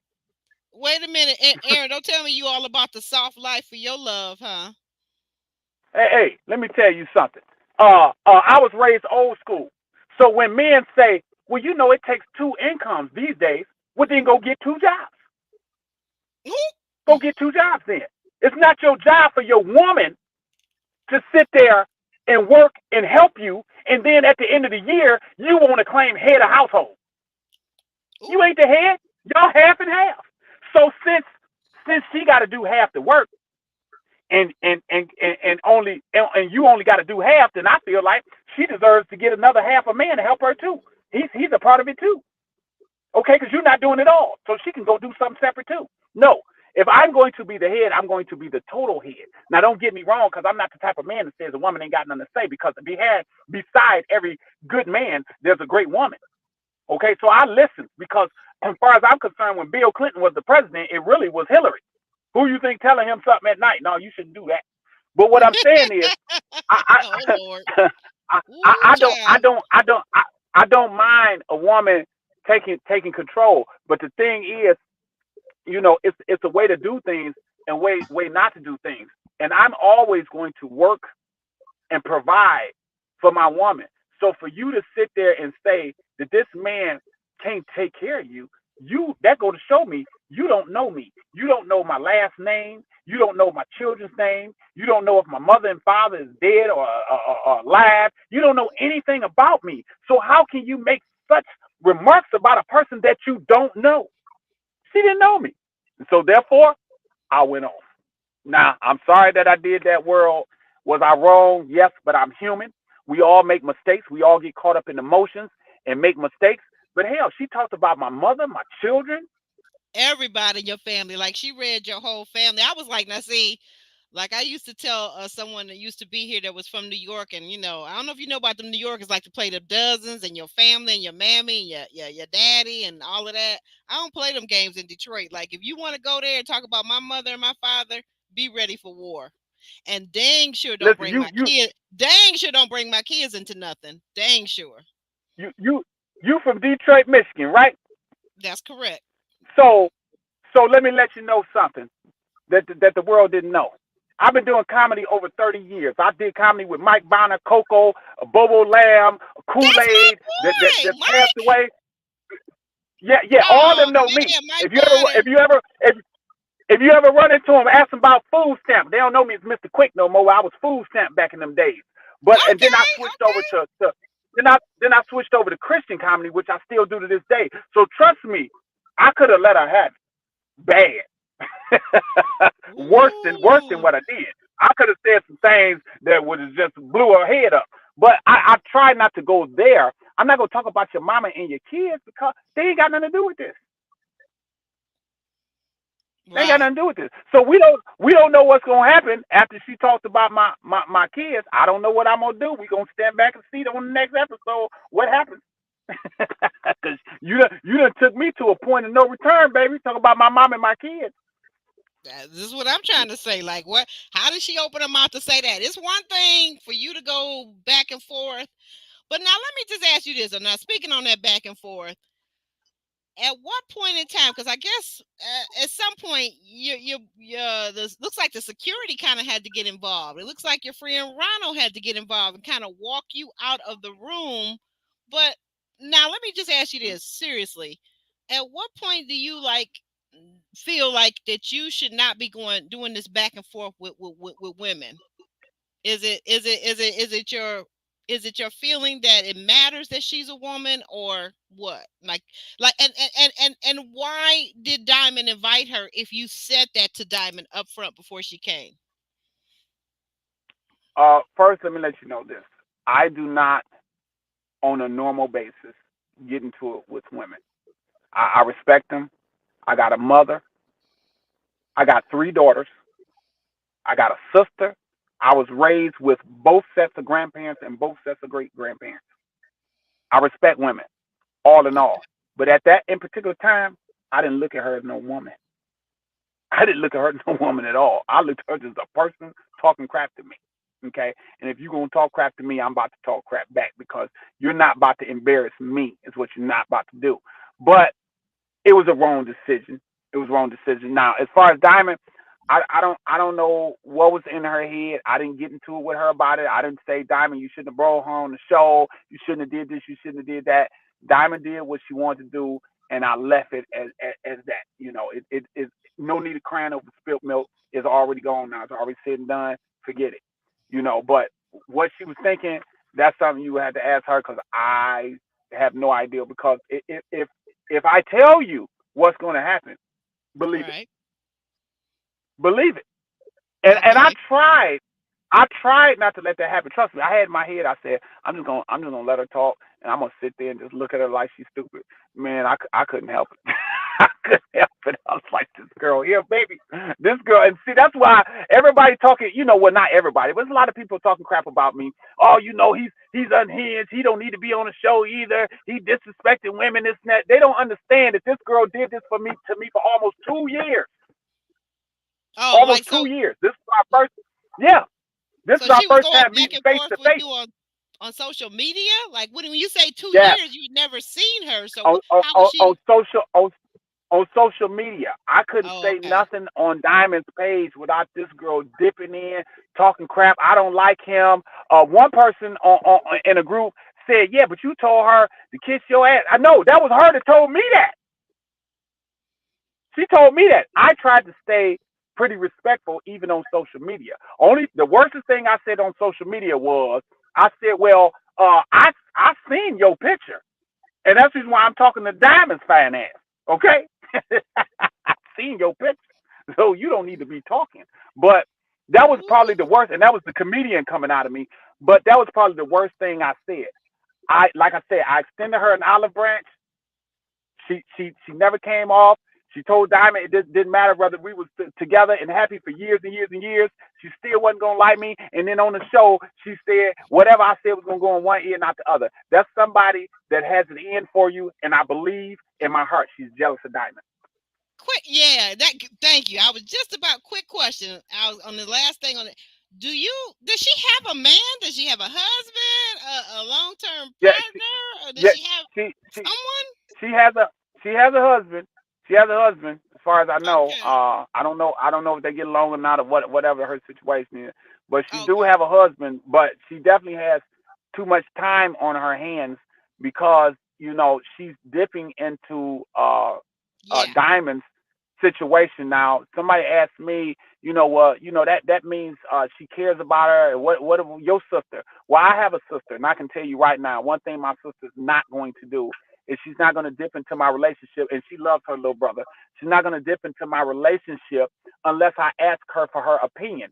And even when she gives her opinion, she always say, Aaron, now you know how I am. I'm going to pray for people, and I don't talk about people like that. She's very calm manner and cool. My sister writes Broadway plays in New York. My brother wrote for Cool in the Gang, Alicia Myers, and many others. Oh, Okay, so I wow. got a family. It's only 3 of us, and we all entertainers. But she'll tell me in a minute. I'm not getting involved in that. I'm not getting involved in that. And so with her dipping in like that, she was just dead wrong, because if she has a problem with the way with somebody of Diamond, then she should address Diamond and not address me. She came addressing me. Right, She's right. talking That's to what I me. thought. I don't Why even not? know you. Why not ask your friend the questions that you need to ask? And then this is my feeling as a friend. I'm gonna be truthful with my true friends. I'm gonna be very truthful about my observations about your man, or if I saw him online. And if there's something I feel like I want you to address, or something I want my friend to consider. But after all is said and done, then my job is to step back and let it happen, and then be there for my friend if things go awry. Right? By the way, I just thought about something. Let me clear this up too, because I know people talking crap about this, and I would be talking crap too. Diamond said to her that I proposed to another woman, and the woman said she would think about it, and then I came back to Diamond. That is not the way that happened, and that sounds terrible. It sounds terrible. I can tell you that right now, because somebody tell me that, I'd be like, what? So he proposed to somebody else, and they told him they'd think about it, and since they was thinking about it, he came back to you. Yeah, that sounds pretty bad, but that's not the way that went. I can tell you that right now. It's not the way that went. But the way Wait a she minute. told her, she told her sister that, and that Mm, does. Well, she told her sister that on the show. right. Okay. So, and that does sound. Now she didn't tell her that prehand, so now it's an excuse to be mad. But she did tell her that on the show, and it does sound bad. But that's not the way that went. Now everybody wants to know what happened with the ring thing, and I can tell you right now. I'll tell you the same thing I told everybody else. I don't even talk about it. The reason why I don't talk about it is because it to hatch up old wounds that's already healed. Sometimes when you pull stuff back in, you end up arguing again over something that's already said and done. You got to realize that this is 2 years after the show right now, and when Diamond said it, it was 2 years prior to the show, so that's 4 years ago. That's 4 years ago. I don't rehash that. I said Diamond forgave me. We moved on, and that's all that matters. I don't need America to forgive me. I need Diamond to forgive me, and she did. Oh, okay. Yeah, because you do see that. You do see with these reality shows, what you guys Yeah, tape could be like. We just watched Love and Marriage, not Huntsville, but Love and Marriage DC, and that stuff. Because I had them on. I had the Tylers on my show. We interviewed Jamie and Arena Tyler, and all of that stuff happened like almost a year, 2 years ago. And now people are yeah, getting the wounds are being reopened, and now folks are getting mad at each other exactly. all over again. Yeah. You see Hmm. that a Yeah, lot. they mad about something that happened 2 years ago. That's why whenever anybody asks me, they say, "Well, we want to talk about the ring." I'm not about to talk about the ring. The one thing I'm gonna tell you about the ring is I was forgiven. I was forgiven, and that's it. Now, whether me and Diamond make it or not, you got to keep watching to see. I don't know. Could be not. Who's to say? You got to keep Mm, watching to see whether we make it or not. I don't know. We may or we may not. But she forgave me for the ring, and we moving forward. okay. Well, she forgave you for the ring. You moving forward. I know you can't talk about it, but I do wonder if there's any kind of counseling that's going to happen between you guys, or do they feel like you guys don't need any counseling? And it looks like Millie and Chris next week. It looks like we're going to see them still getting into it. Like, I don't know. I know you can't talk about that because that's in the future. Get ready, get But ready, get ready, get ready. get ready. Anything else you can tell us about this week's episode that you want to tell us? What did your friend Ronald? What did he think about your girl Diamond? Besides the fact that he thought she was beautiful, I heard that. Yeah. One of the podcasts said that he was stirring the pot. Oh, you're beautiful. But he liked Diamond. He liked Diamond, but he's talked to Diamond a bunch of times, because a lot of times when I'm on the phone with Diamond, Ronald will call, and I'll put them on a three-way. But I've been friends with Ronald for 37 years. That's a 37-year friendship. So if I did like her, I Wow. would say that's my brother. Yeah, But yeah. I yeah, was about that's to a say that's 37. like your brother Right. right there. I think it said on the Yeah. show you said Yeah. since eighth grade you guys have been friends. No, that was her to say eighth grade. Oh, okay, okay. But But you guys, yeah, we no we yeah, we've been friends since the ninth grade. ninth grade. Okay, Since all right. since since the ninth, I went to Southwestern High School. Oh, did you? Um, Okay, I went to Southwestern High School. My mother was the head secretary there. okay, But okay. so yeah, he liked Diamond. He did not like the sister, but the sister friend. But he liked Diamond, and he enjoyed his trip to California and all that good stuff. Okay.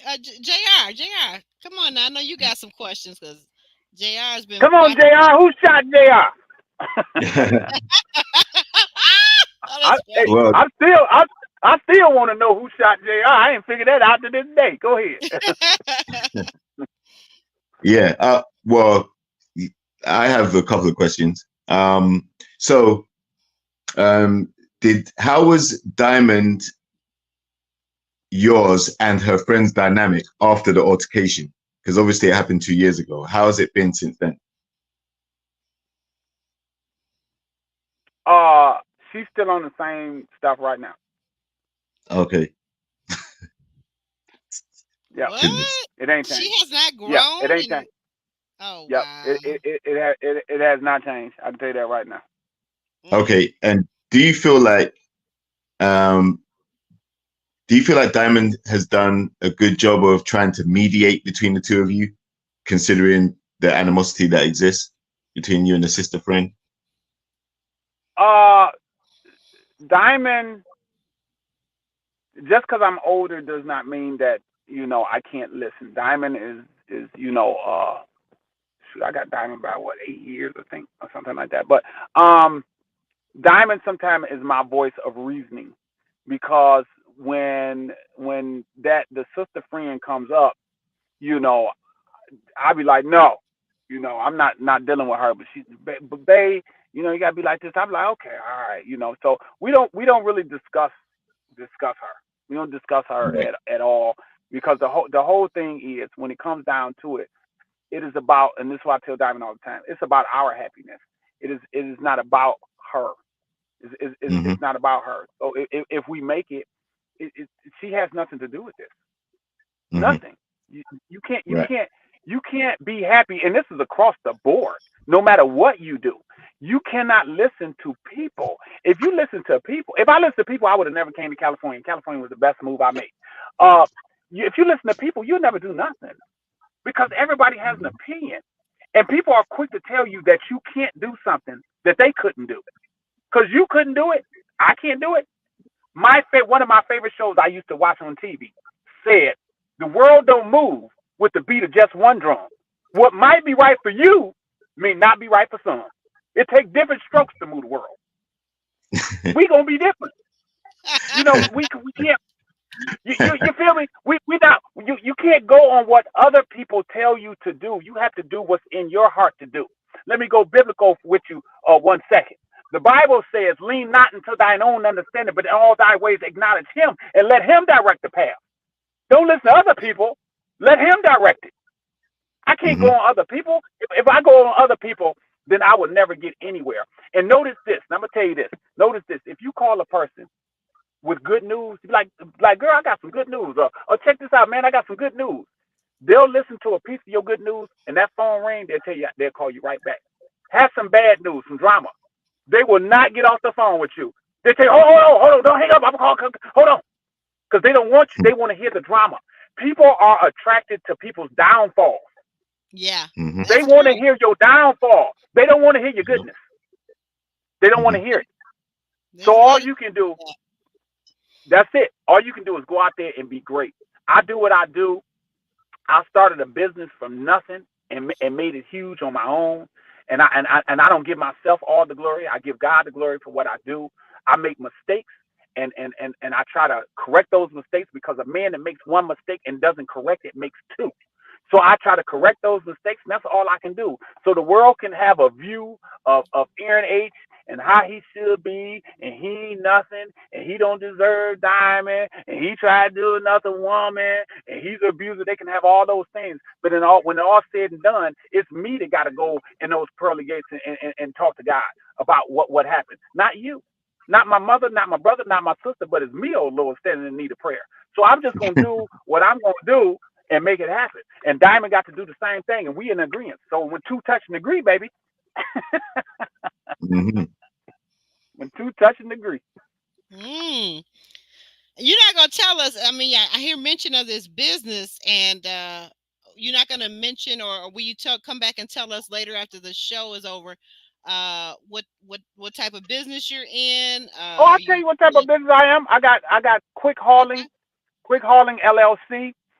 What that is basically I tell people I'm a glorified garbage man is what I am.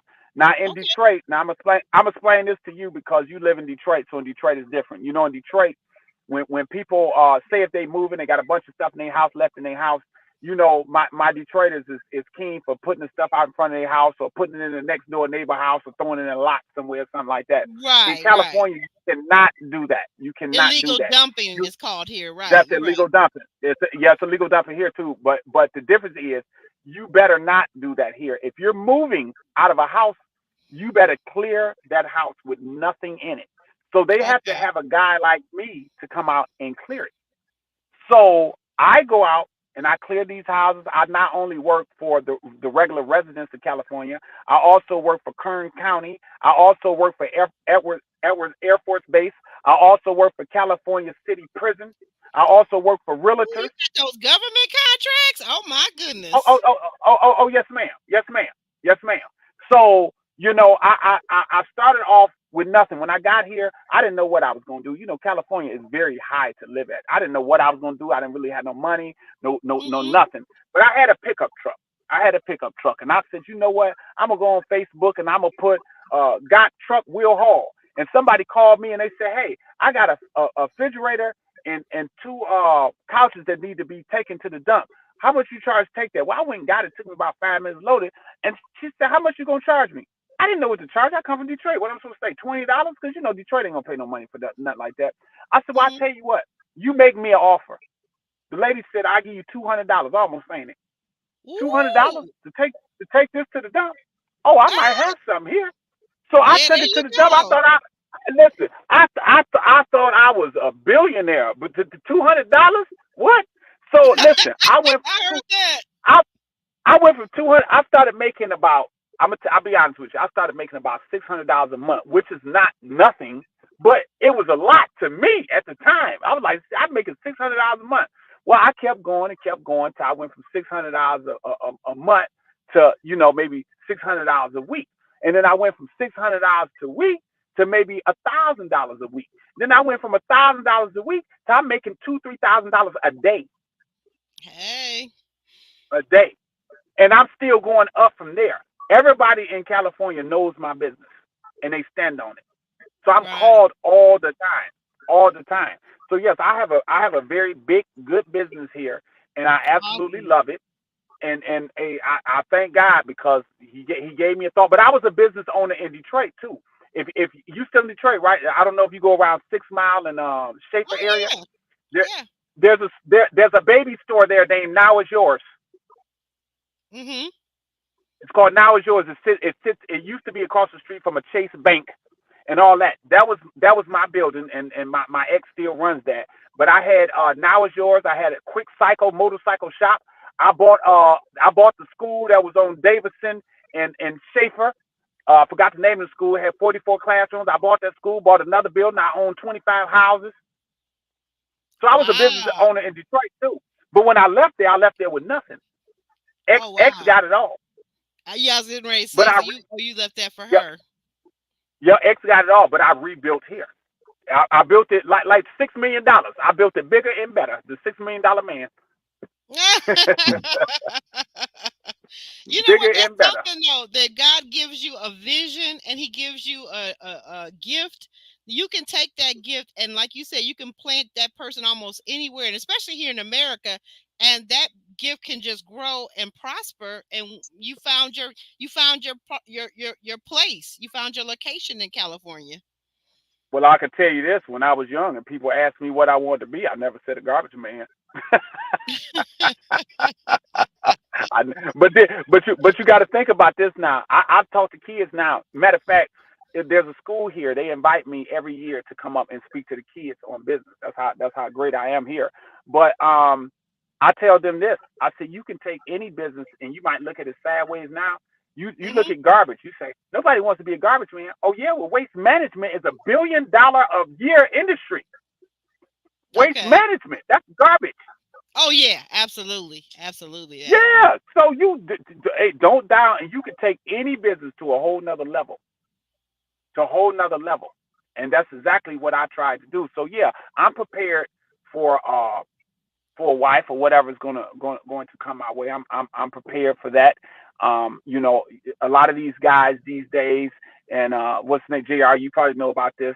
A lot of these guys these days, they go out and they wanna start a relationship with a woman, and they're not even prepared for the relationship, because with a relationship comes responsibility, and that comes responsibility of a man. And you have to take these women out, wine them and dine them. I'm not saying that they trying to use you, but that's just a part of being a man in a relationship. So if you can't do these things, you can't provide, you can't take them out, you can't help them out and stuff like that, then why are you trying to jump into a relationship? You can't afford it. You need to first take care of yourself. Now don't get me wrong, because I tell my daughters the same thing. I tell them, I want you to want a man, not need one. Wanting and needing is two different things. You see, a drug addict needs drugs, and an alcoholic needs alcohol. And if they don't have these things, they get sick. They can't handle themselves. So if you need a man and a man pulls out on you, you can end up in the dirt, homeless somewhere. You want a man to be able to take care of you and be a man that he's supposed to be. But if something happens to that man, you don't need him. You got this yourself. So if he pulls out, you still straight. That's why I teach my daughters. Okay. Are any of your Want children, them, don't need them.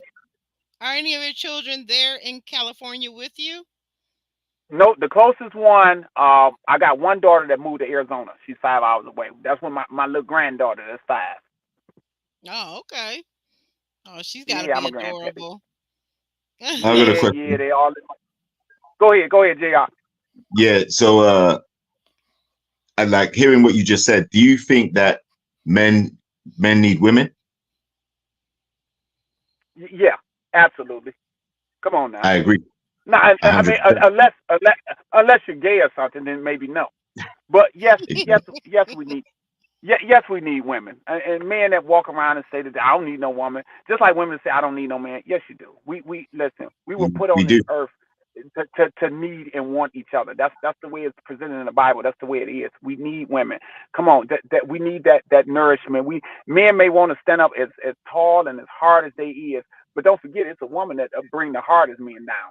We need a good woman, but we need that woman. We need that support. We need that love. We need that when we down, that woman helps lift us up, and encourages us to move forward. There's a story that I hear all the time, and I love it. When the man when they had the pool full of alligators, and the guy said, "Hey, whoever jump in this pool full of alligators and swim across to the other side gets $1 million." Well, as soon as he said that, a guy jumps in and he swims his life away to the other side. He makes it to the other side, and they give him $1 million.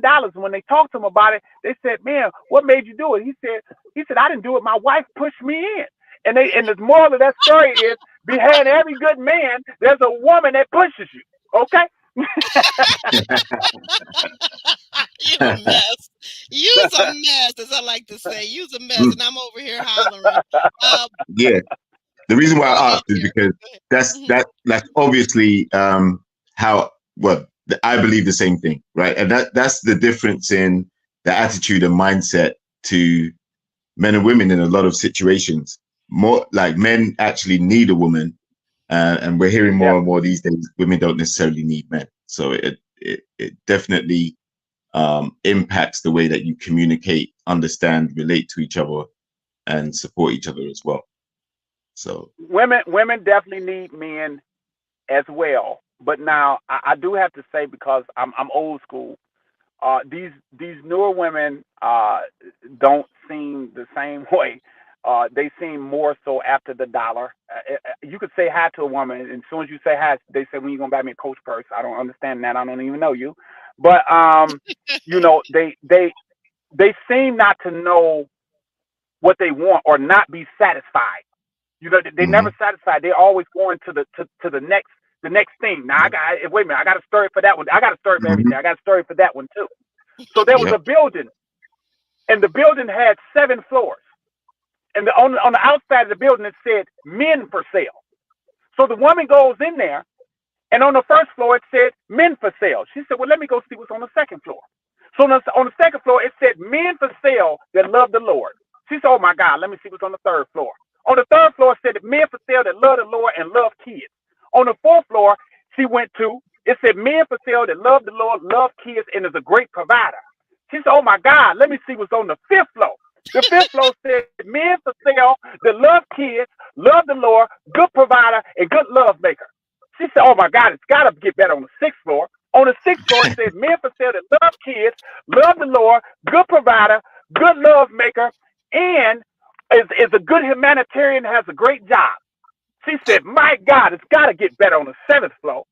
On the seventh floor, I opened up the door and said, on the seventh floor, the door opened, it says 5 million women have been to this floor. This proves that women are never satisfied. This proves that women are never satisfied. Because she want to keep going up the floors.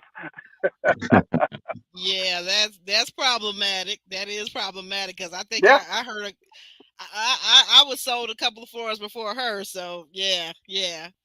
I think that See is what I'm saying? I think that is an issue. I think that is an issue. But you know what? I actually think it's on both sides, men and women, because let's say, for example, with men, it may not be that. It may be the beauty, the booty, physical things, physical characteristics. And he's got a good looking girl. His friends are talking him up. Man, your woman's so fine. She the finest out of all of our women or whatever. And he thinks he's going to move on to the next one and the next one that looks better. And what is he really looking for? So, it got to go both ways. You got to realize with physical, everybody is going to change as they get older. You're going to get wrinkles. You're going to get gray hair. Things are going to drop, going to turn, this and that and the other. So you can't get caught up in the physical part of it, or else you're really probably never going to be satisfied. Now watch this. You've heard a lot of things about me tonight. You got more of an insight to Aaron H. Okay, you heard a lot of things about me. Now I'm considered to many women to be a good man. Now watch this. Now let's talk about the physical. So I got all these things going for me, but you're not going to talk to me. Why? Because my nails are painted. Oh, I get that all the time. All the time. I love it though. I get it all the time. I said, so let me ask you something. I said, you single, right? Yeah. Okay. So no man that you have ever talked to has had painted nails, right? Nope. No man that you even went out with has had painted nails, right? Right. How well did that work out for you? Ooh. The definition of insanity is to do the same things and think you're going to get a different result. Maybe you need to try something different. Maybe you need to try something different. So don't let my nails fool you. And now since we on my nails right quick, let me address that because that has been said. I've heard it. Yeah. I like to poke the bear sometimes. I like to be different. And whatever it does for people to start talking crap, I love it. So when I first did it, which 2 females taught me into it, it wasn't even my hands, it was my feet, because my feet is painted too, by the way. But it wasn't even my hands, it was my feet. And what happened was I put it on Facebook. White people, oh, that's cool. Chinese people, oh, that's great. Oriental people, that's freaking cool. Black people, that's gay. Now, the problem that I have with my black folk is this. We are always hollering about oppression. Oh, we oppress. Don't nobody oppress us like we oppress each other. If y'all say we free, then we free to do what we want to do. Why are y'all always dictating what we can and can't do? You ain't supposed to do this. You can't do that. This is this way and that is that way. No, I'm free to do what I want to do. If I got a house, I don't have to put my bed in the bedroom because y'all call it a bedroom. I can put my bed in the kitchen if I want to because it's my house. I can do that. Okay? So with my nails, I started painting my nails. They was just plain at first. It was just like a plain color. That wasn't good enough for me. I started designing them. I done got rhinestones. I done did everything. If you don't believe me, go on my Instagram. I got all kind of pictures of me, my hats, and these nails. Okay, I do it. But they say dare to be different. I take that challenge and I master it. And I don't care what nobody say because my nails does not change my sexuality. I tell women all the time, if I take you to Macy's right now and I put you on a man's suit and some Stetsons, does that make you a lesbian? No. So what makes you think because my nails is painted, which men started painting their nails first in 1300 BC, and everything just goes back around in circle again. So we the one that started with the nails, just like a lot of people don't know that Uggs was a man's boot first, even though I don't wear Uggs, but that was a man's boot. That was not a female's boot. But everything goes around in circle. What makes you think that changed my sexuality? It doesn't. I'm still the man. I'm just a man with his nails painted. Quick question on that. Mm-hmm. Is that like a typical date or something that you and Diamond bond over? You can both go and get mani-pedis together. That's a good one. Well, if you notice on the show, my nails was black, and I had one nail the same color as Diamond's nail, so we match up all the time. We match up. I done had everything. I done had white, pink. The only thing I ain't had is red because I don't really like red like that. Blue, orange, I done had every color in the book. I can't even pick a color now that I don't. It's no color that I ain't had already. Now, for clarification, Aaron H., when you say you've had everything, you do just mean with the nails, right? Yeah, with the nails. What did you think I'm talking about? Okay. And listen, let me tell you something. The one thing I didn't think when people were talking about you early on about the first episode, when they saw your nails were polished, it never felt like to me that you were pansexual, bisexual, or gay. And I respect your right and your preference to if you want to paint your nails. Now, is it something that I would prefer for my guy to do? Not exactly, but I respect. It ain't for everybody. It ain't for everybody. It's not for everybody. Like I said, the world don't move to the beat of just one drum. Like it's like the women that talk about these women out here that got BBLs. Why they got fake this and fake that. This is what I tell them. I say, how can you talk about her butt is fake when you got on fake lashes, fake nails, weave? You got all kind of fake stuff on you. But you just gonna point out her butt is fake? Eyelashes. We're not talking about fake eyelashes this weekend. Thanks to Representative Crockett. We're not talking. No, but go ahead. Right.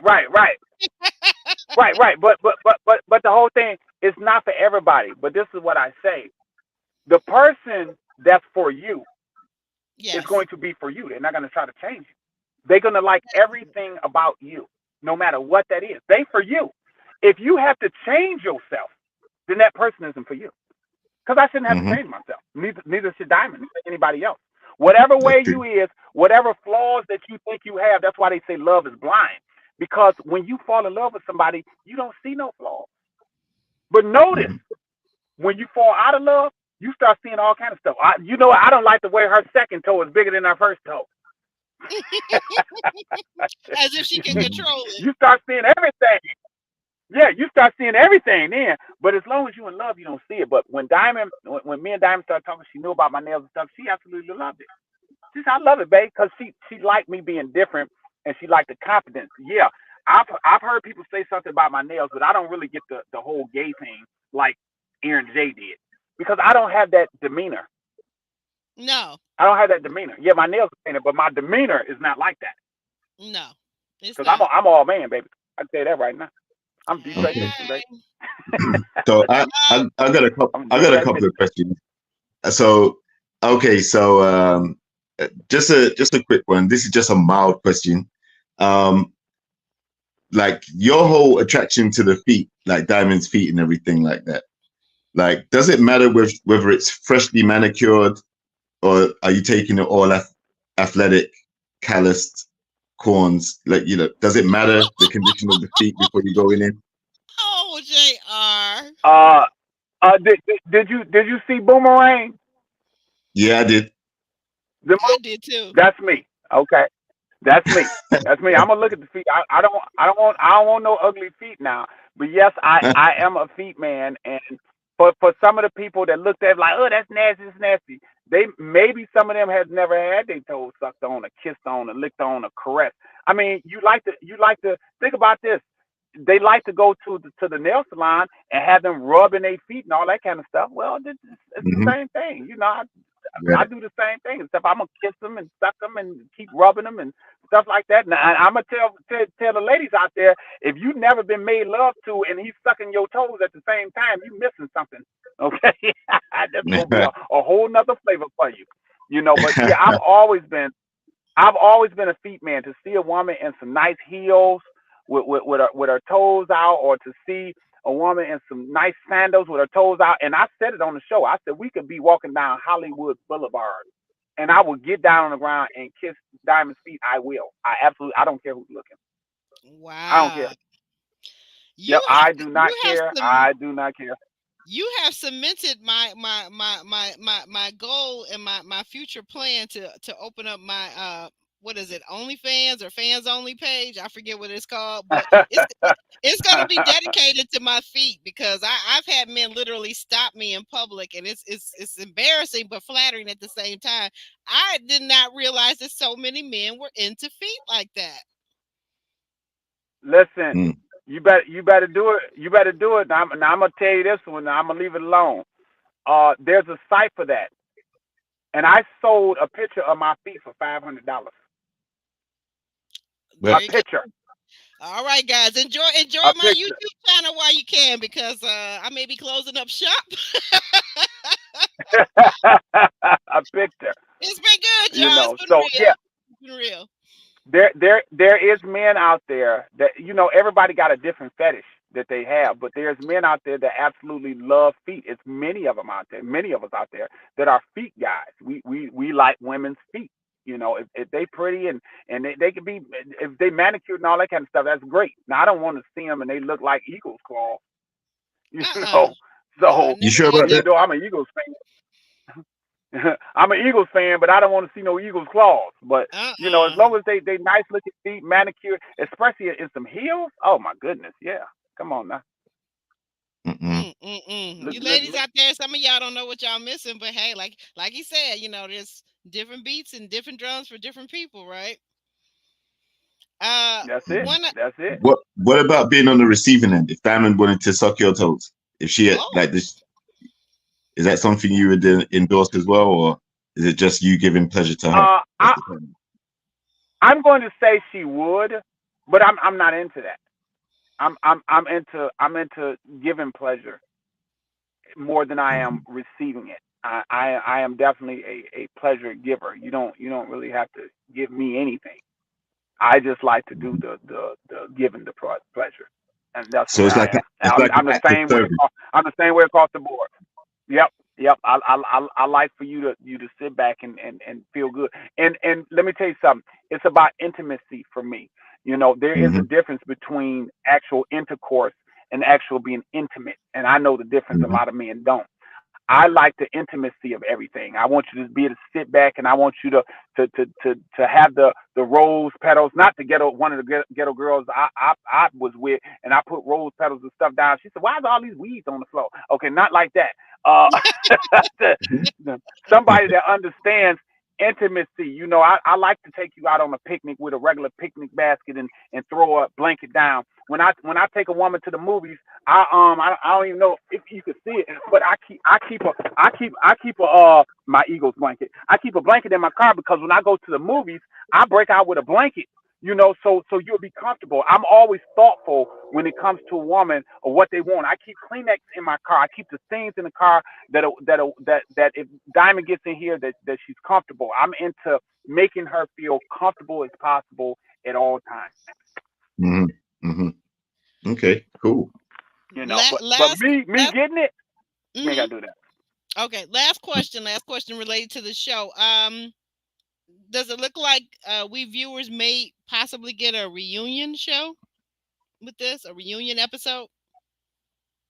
Could be not. Who's to say? I don't know.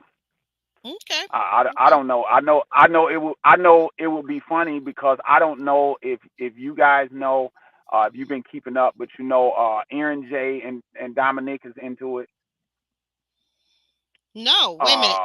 They Aaron J, be the other Aaron and Dominique are into it. You didn't know Nah, that? They're beefing. if you could I actually got a life if you outside could of this YouTube channel. Listen. You have to go. I don't know Aaron's Instagram offhand, but if you go to Aaron's I got it. He Instagram, actually followed me he, over on Instagram. I got it. okay, where he Pull done it up. made a whole diss rap song against Dominic. Woo. Okay. What for? What for? Did he spurn his Uh, uh, advances? Did Dominic spurn his I advances don't. or something? I listen. I don't know the gist of why it took place.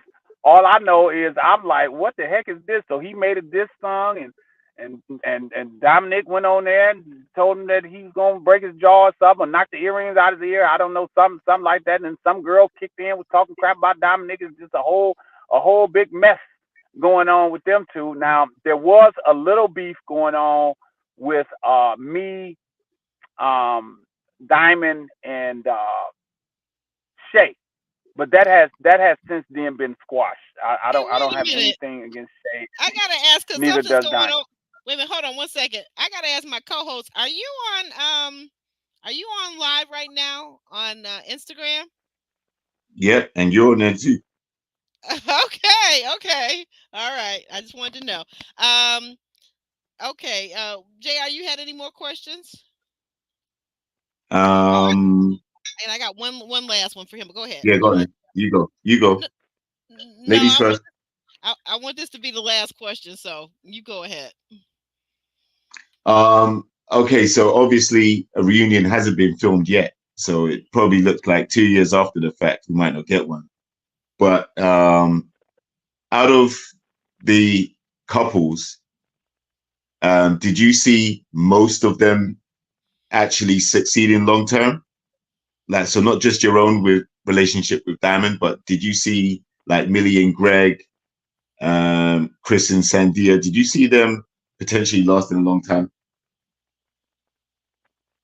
You're asking, can I see them long term, or did I see? Yeah, What are you asking? yeah. Did you see them when you first initially spent time in the house 2 years ago with them? Did you like? Can you see them still being together today at this point where we are now? Chris and Sandy, no. Millie and Greg, yes. I could see them long term. Um, Aaron and Joanna, no. I've never seen that. Uh, what's called them, Dominic and Alexis wasn't in the house long enough for me to even. Jay and Josh. I wasn't even down there when that happened, so I definitely didn't see that. And who else is left? Oh, Jay and Josh. Brandon and Sienna. Well, yeah, I seen them. I seen them long term. Shay and Josh, yes, I seen.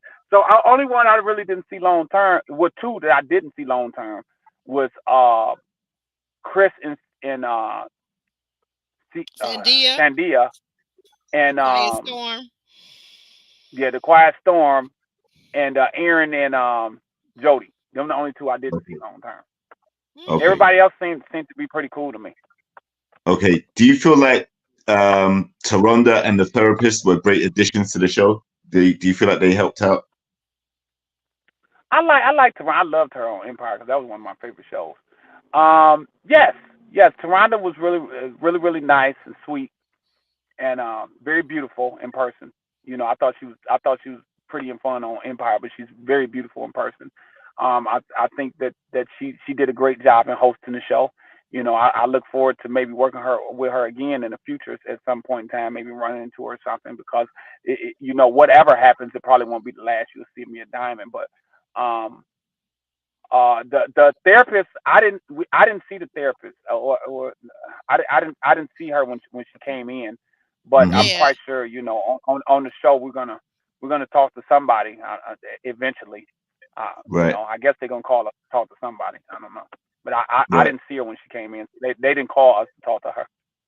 Okay. Right. And for my final question is, do you feel like Diamond did a great job of covering and protecting you with regards to her sister friend when she was going at you? Like, do you feel like Diamond explained the situation well enough and like kind of tried to clear up the situation so that she could, like, the sister friend could see you in a better light? Uh, from what I've seen, you got to realize that what y'all seen is what I seen. I didn't know what she had said or what she didn't say. until I actually seen the show myself. Now she told me Hmm. what she said, but I didn't know. But for what I've seen, yeah, she did the best to her ability. She explained to her sister that, hey, this is who I'm gonna be with. Yes, he can take care of me and stuff like that. And her sister Hmm. was on level 10, and well, Diamond actually did what I should have did. She stayed calm and she just, and she said no, and she didn't yell or nothing like that, which I commend her for. I'm not upset with her at all in the way she handled it. I should have really took took her deal and did the same thing, but I did not. So I really look back at that and hate that I didn't do it. I really should have sat back and let her own self look crazy by herself, but now we both look crazy. Right. Okay. That's it for me, bro. It was great talking to you, bro. Aubrey. Yeah. You too. Okay. Anytime, Jr. All right. Well, yeah. No, my question had to do with Uh, was there ever a time? I know you said you've done comedy. You've spoken about your comedy. Was there ever any other type of entertainment that you may have done? And is there something? So, would you like to elaborate on it before we go? Well, I did comedy. Ordained minister. Uh, I was a male dancer. That's where I was going. Thank you for taking us there. So, what was your Yeah. stage name? What was your stage name, Aaron? Long, Long Island. Oh my, oh I did my. because you stay in Detroit. You may have ever. I don't know if you ever traveled to Canada. There's a place in Of Canada course, called Danny's. oh, of course. Okay, Danny's. They dance butt naked. That's why I danced that. That is correct. Yeah. That's back when I had a 6 pack. I got like a 20 pack now, so I would. Hey, if you notice, I was in the jacuzzi with my shirt on. I said, no, I'm not taking my shirt off. Y'all crazy. I Oh, was like, no. I was like, absolutely not. Long No, Island. I'm no, gonna no. remember that. I'm gonna call some of my Yeah, girlfriends that used to go over to Danny's and find out if they remember you or not. I sure did. I did some Danny's in Canada. That was back in my early 20s. Yeah, yeah. We were all young once. Yeah, yeah, yeah. I That did was that, and back. I That was I did back before private you. parties. Yeah, oh, okay. Oh my. I don't even Yeah, I want to did ask you about like that. like bachelorette parties and all that kind of stuff. I remember one Oh, time. okay. This Uh-oh. is a funny story. I remember one time because I also did kids parties. When you come up, it goes show you how Wait far a back this minute. was. Wait. You You come. did dancing kid parties? No. Do you remember back in the day when Barney was out and all that kind of stuff? Oh yeah. Like as a cartoon character. What, Yeah. what, yeah, well, I came as cartoon kid. I came as Barney to kids parties and stuff like that. Well, one time I got called because I worked for an agency. So the agency called me for an adult party, but they told me it was a kids party. So I had my Barney costume on. When I got there, I found out it was an adult party. I didn't know what I was gonna do. So what I did was I went outside and I took off all my clothes and I put the Barney. Went in there and danced as Barney, but I came out of the costume. Wow. And when Oh my when I got gosh. done, they said, "We love you, Barney." And what you say, I love you too. Something kind of sick about that. Oh God, I'll never forget that one. Oh my Oh goodness. Lord. Okay. Okay, we Okay. gotta let you down now. I have enjoyed you, sir. Thank you so much for your time. Let me see. I want to get a couple of these up here on the screen real quick. Our chat family has enjoyed you. They're saying hit the like button. Where was it at? Okay. Oh, Aaron, thank you so much. Miss Wilson says thank you. She appreciates you. We definitely appreciate your transparency because, like I said, you were very courageous tonight. You made us laugh, but you also gave us some things to think about, and that everybody is not different in how men want to express themselves, whether it be with nail polish. If that's not your cup of tea, that's not your cup of tea, right? Right. But if it Exactly. but if it is, it doesn't necessarily make a guy gay. What to add on to that? You think about this. You got entertainers. You got especially the Caucasian entertainers and punk rockers. They've been doing that for years. It's Yeah, nothing new. they have. And I Yeah, it's was nothing really new. into punk rock. I think that's maybe why it doesn't bother me like that. Like, Yeah. yeah, yeah, absolutely. Well, Aaron, we thank you once again. Kiki suggests that maybe you come back and do a part two after the Well, season is over. I tell you what. If you Hmm. got to remind me, and for those people that's listening, you can always. I'm old school, so I don't be on. I got Instagram and all that, but I really be on Facebook. So if you go to my Facebook page, which is Aaron Howard again, and it'll say Mr. Quick, so you know it's me. I usually always have on my Eagles stuff because I'm an Eagles fan. So if you go there and you friend me or whatever, but if you hit me on my Facebook or PM me and remind me that the show is coming, I'll come on here every day, every week and explain to you what went down. Okay, Cool. absolutely, absolutely. We appreciate that. With that said, thank you so much. You have a wonderful week, and we really appreciate you, Aaron. Oh, you welcome anytime, anytime. And you too, Jr. Oh, hey, bro. Good, great to have you on. And yeah, we'll touch base soon, bro. All right, so don't now next week when I listen, don't be talking about me now.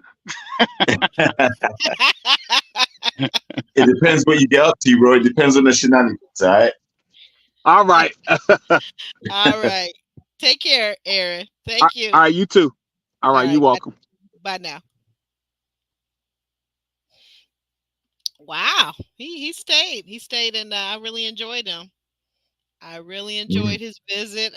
Some people say unpopular opinion. One person said they enjoyed him. Uh, they wanted to let you know, Jr., that you had a great question toward the end there. Uh, hey, it is what it is. Like, everybody's not for everybody. You're not going to like all of these characters.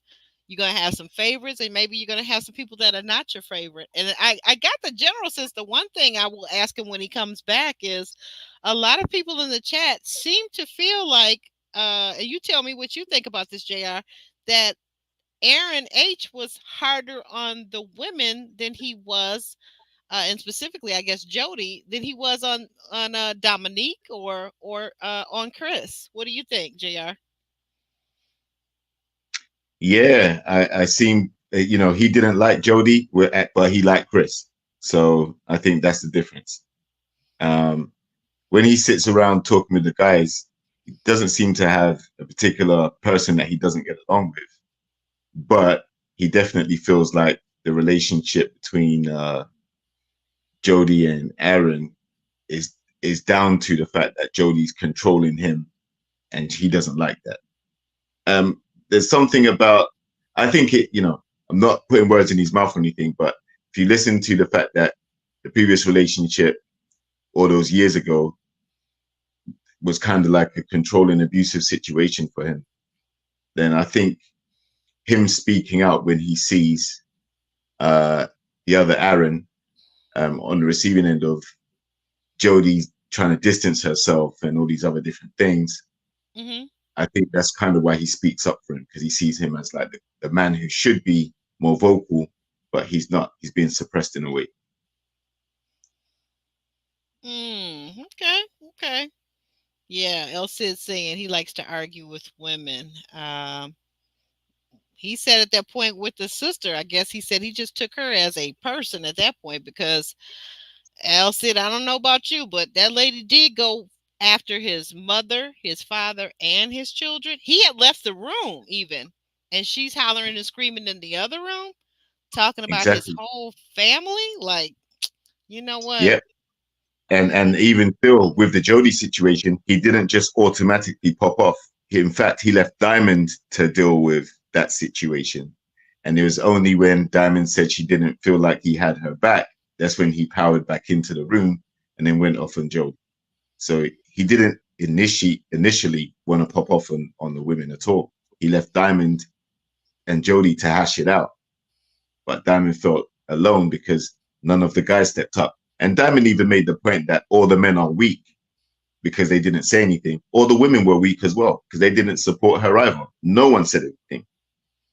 But Yeah, you know, I kind of disagree with Diamond's logic though on that, JR, because like I said again, I said earlier in this podcast, if you're going to step to someone and you're going to confront them about, whatever the situation and scenario is, that you're fake or you are over here flirting with this other woman who is very meek and mild mannered, but is known in the house as the quiet storm. Uh, if you're going to do that, if you're going to confront somebody, then stand 10 toes down in it. Don't make it about what your friend said yesterday, what your man said 10 minutes ago. Make it about what you really believe and go from mm, there. Like, I'm not going to right, come confront you because Joe Blow said XYZ. I'm not going to do that. If I'm going to confront you, I'm going to confront you because I have a principle that I believe in. And I want to know, I would like for you to explain, this is what I'm feeling and this is what I'm thinking. What do you think? What's going on? Can you explain this to me? And we'll go from there. I'm not going to, right, I'm not going to come with, I got to bring my brother, my cousin, my sister. No, it was two women. It was two women. mhm, It's a fair fight. It's a fair argument. right, You know. right. But But again, with the situation with the sister friend, like I can see why he went off on her because again, I'm not condoning it, but he did hear everything that she was saying, which were very disparaging remarks in the next room, and he's there with his friends. So all of his friends hearing all this too. Like his friends been brought there to meet Diamond, and they're in the right. room chilling, and they're overhearing Diamond's friend going off on him, completely trashing him, tarnishing him. So from what we saw when he went into the room, he still didn't immediately pop off. He stood there, unbeknownst to the friend, because he was right behind her. She was Mhm. still going off on him, She and he was. stood there. And he heard everything right there, and then that's when everything went left. So Yeah, in it's that a lot. situation, a lot of people will say, "Yeah, he likes to argue with women." Yeah, he does. He's going to stand up for himself. I think we can see that, Hmm. and he's gonna express his opinion. If you like it, you like it. If you don't, then it don't You matter. don't. Yeah. What do you think? Going outside of him and kind of coming back on thread to the notes here. What did you think about Sandia and Chris meeting up with Dr. Romney? What did you think about that counseling session? I think Chris found it hard to take the feedback. I Hmm. he kind of seemed like he wanted to express his side of things, but ultimately it's Sandia that's getting the rough end of the deal in the situation. So he was told to be more empathetic and listen, Mm-hmm.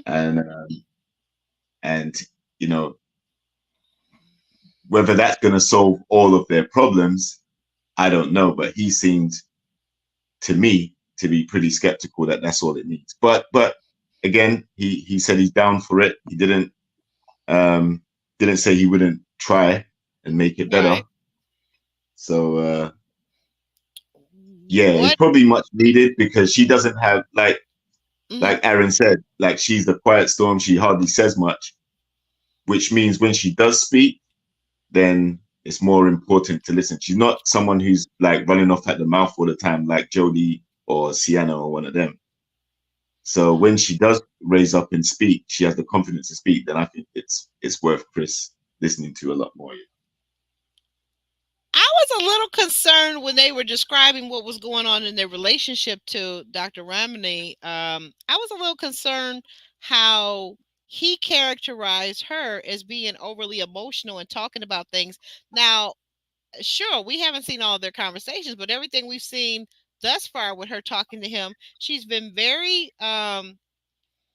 calm, cool, and collected, and expressing that she felt like he was doing too much and giving too much attention to Jody. She didn't holler, she didn't scream, she didn't curse, she didn't call him a biche, right? So, like, I'm really confused as to how he figures, at least according to what we've seen, that when she relays things to him, her feelings, that she's being overly emotional. And I've said this to you all along. I think this guy can't deal with any kind of emotions. I think he's very closed off and he's very unemotionally available to her and anybody else. Right. I think he doesn't like the fact that she's insecure, and I think he sees that as her controlling who he speaks to. Okay. I don't think he understands the severity. Like when he says Jodie is his favorite person in the house. Oh. And this is why Millie got pissed as well, because your girl should be the favorite person in the house. Exactly. That's who you're there to connect with. Yeah, exactly. But That's very that's the low problem. emotional intelligence right there. Now that's very low emotional intelligence.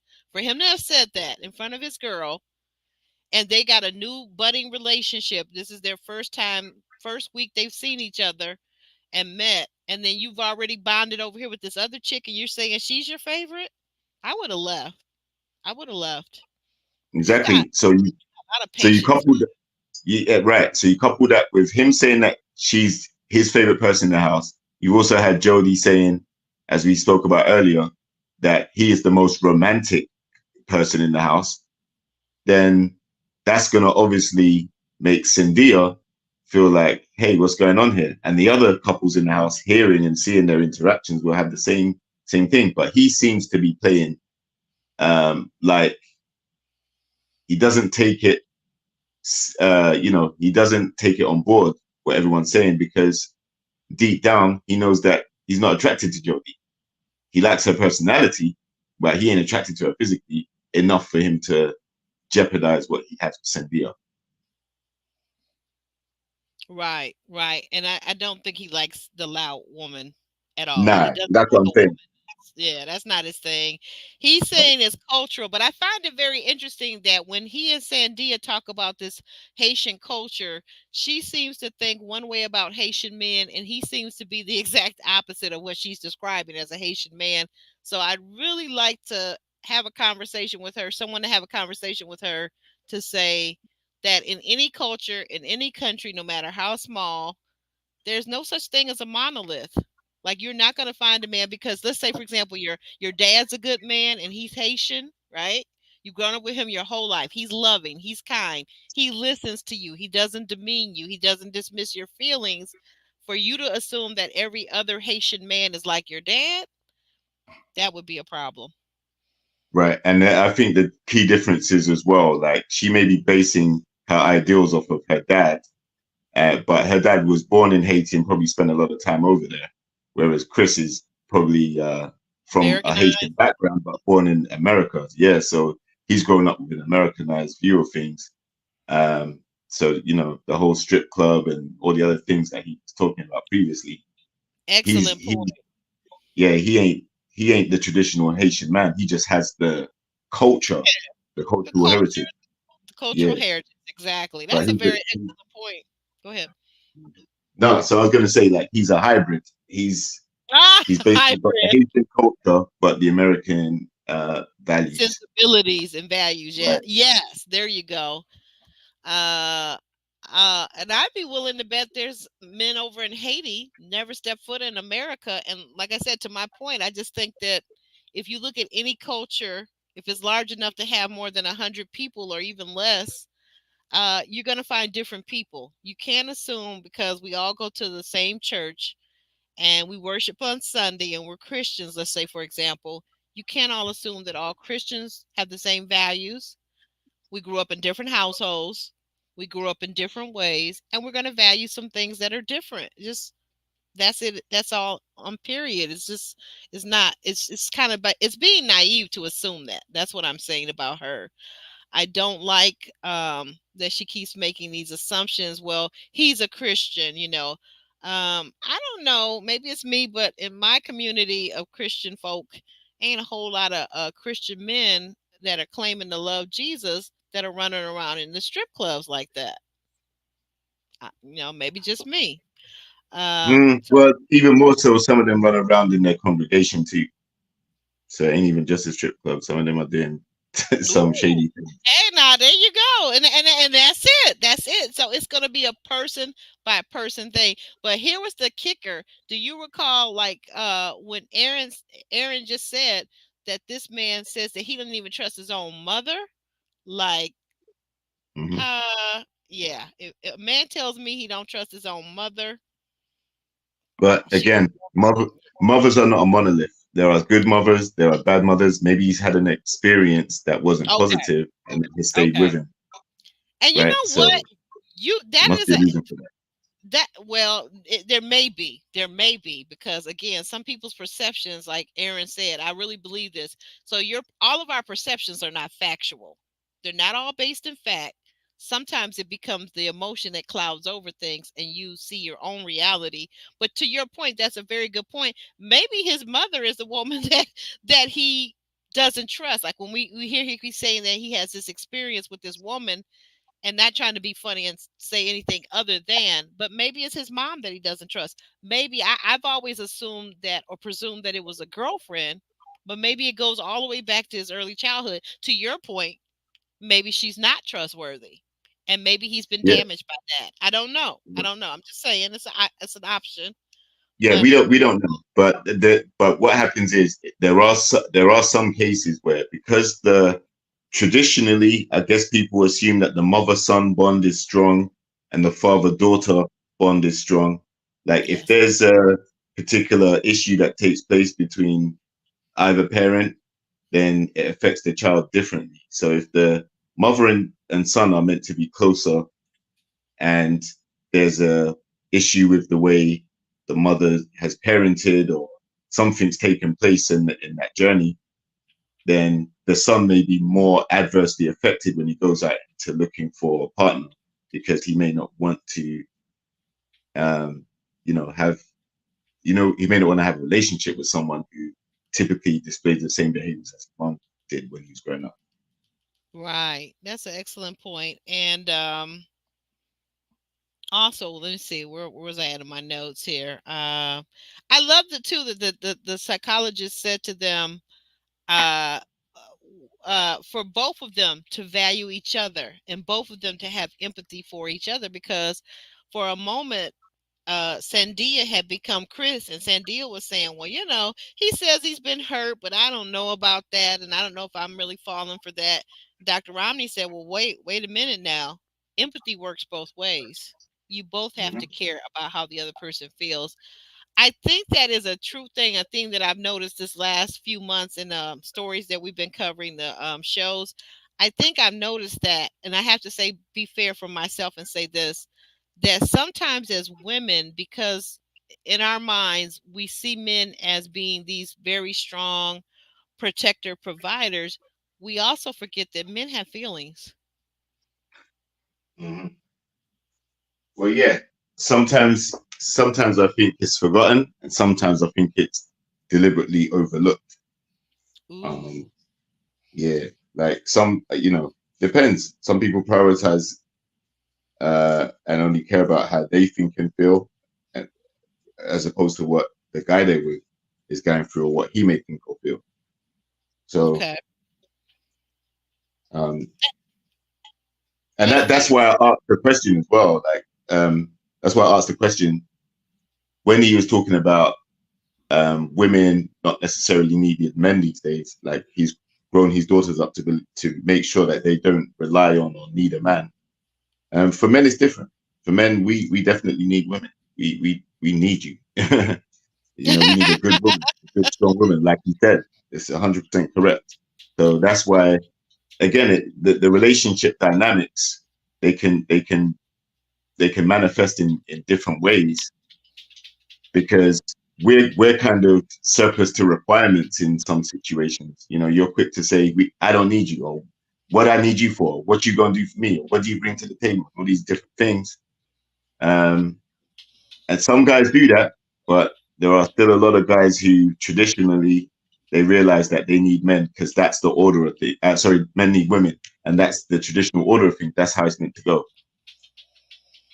right, right. That's so true. What do you think about we see Jody in the next scene. Jody is talking to Sandia. She's kind of explaining things. I'm not trying to steal your man. I'm not going to even ask you what you think about that. Let's just skip over to the second part of it, where we find out in her Jody we find out in her confessional she calls herself a man eater. Do you know what a man eater is, JR? A man eater, in my opinion, and from Mhm. things I've seen, is a lady that basically will go through guys without necessarily caring or having an attachment to them. Basically, just clocking up the amount of guys that she deals with. Not necessarily at the same time either, but she's very quick to discard men. Like, she get with them for a purpose and then discard them when they're no longer, when they're surplus to requirement. Mhm. So she pretty much explained her behavior on her confessional, or what she does. And that's the confusing thing, because she's in a relationship with Aaron J, and it's left him bamboozled. The sexologist, the man eater, Mhm. he condones, like the one night stand situation, but yet there is absolutely no physical chemistry between him and her. Right. So he's puzzled. He's like, wow, does she even like me? Type thing, and I can see why he thinks that, because she just wants distance. She doesn't, even when they did the Japanese bondage challenge, she didn't even want to, like, hold hands, sit down, talk, do anything after that. Yeah. Yeah. So whereas the other couples, like, he was looking around at the other couples and they were races, like they were at least looking at each other's eyes or talking about the experience. But for him and Jody, she was just like, yep, listen, we've done the challenge. That's it. We've done our part. Nothing else. Mm. Wow. Yeah. That. Yeah. I don't know. I I I don't really see it for Jody and Aaron J. No. Do you I think that it was reassuring? Do you think that Jody was trying to reassure Sandia for any particular reason about her not stealing her man, or like not having interest in him? And do you think she was being genuine? Wait a minute. Say that again. I'm sorry. Do you think that when Jody was sitting with Sandia, do you think she was genuinely trying to, take down the suspicion levels about anything happening between Jody and Chris? Or do you think like it was like a self preservation Yeah. activity where she was trying to clear her side of it to not come across as like I won't use any derogatory terms, but the Yeah. man eater Yeah. thing, Yeah. like you Man to trying eater. to calm that down. Yeah. I felt it was performative. I'm just going to tell you, just honestly, as a viewer, I felt it was performative. I felt like, and I don't know if it was even called for by production, possibly, like, as they Hmm. lead and narrate and set out a narrative, right? That Hmm. maybe they pull Jody to the side and say, hey, we need you to go outside and sit at the picnic table with her and let her know that you're really not her enemy. But I felt it was very performative in either case. I didn't believe her, but at least they situated them where they were across from each other, as sometimes opponents are, as sometimes lovers are. Because what I can't stand is when they had, or when last week when we had Jody playing in Sandia's hair sitting next to her. I wanted to go through my TV screen at that point. Like, get your freaking hands off her. You're not her friend. You don't mean her well. You don't have good intentions. You are a man eater. So therefore, don't play in her hair. That's like adding insult to injury, right? Hmm. That's the way I looked at it anyway. Right. Right. Yeah, because that would be a different level of cruelty, to sit down there and try and console her, but at the same time you still have visions for Chris in some capacity. That would be a different level of diabolical behavior. Yeah, So that's a great word for it too. Diabolical. I like that. But fast forward because we covered all of this stuff with Aaron, with him actually here. Shout out mhm. to Aaron H. Um, let's go ahead and just talk about what did we see for next week. Next week's things that we saw. What are we expecting? It looks like we've got next week. We got Aaron J saying that he feels like he's lost Jody's confidence to Jody, and Jody is basically saying yes. What's the rest of that scene? What do you think? What is your imagination leading you to think? Well, I think the writing's on the wall for them. As I Yeah. say, they haven't connected the whole time they've been there. They've had enough time. They've had a couple of challenges, intimacy challenges, games, that couples have played. They've also had the opportunity to spend a lot of time together um, under one roof, and it just isn't clicking. So I think we might start to see that unraveling of that couple in the next episode or two. Okay. Okay. And then also we have Millie is seeming to buck up again with Chris. Sounds like she's saying that she's tired of men who aren't being held accountable. Um, I don't know how that's going to end. Well, we did see her call him a beach on this episode as well. Yeah. Um, so she has definitely got some animosity for Chris. I think he comes across as someone you either like or you don't like, and definitely the women seem to be on the side of they don't necessarily like him. Maybe it's his ego, maybe it's the way that he treats Sandia, but Millie's definitely becoming more and more invested and heated about the situation as well. It isn't just Diamond that had a problem. Remember, I think Diamond and Millie called Sandia over last episode to talk about the situation, the relationship. Yeah, you're So, right. They were so talking. right. So that's the thing. When Diamond popped off and you know said that the whole house is talking, Billy didn't step up either and say, yes, we both sat down with Sandia and she's expressed this to us. Millie stayed quiet too, but she's got all the energy for Chris directly and personally when they interact with each other. So Oh, okay. Last two things on the list to tick off before we shimmy and shake on out of here. D had a point. Put it back up on the screen. Although Aaron says that he didn't tickle Jody's girly parts, she says I didn't hear him say that she tickled his man parts either. So, any yeah, thoughts on that? I don't think that would be palatable for him to really say she don't I don't think it works that way. Just like some Uh, things don't work for us men when we try to equate it to how what women do as well.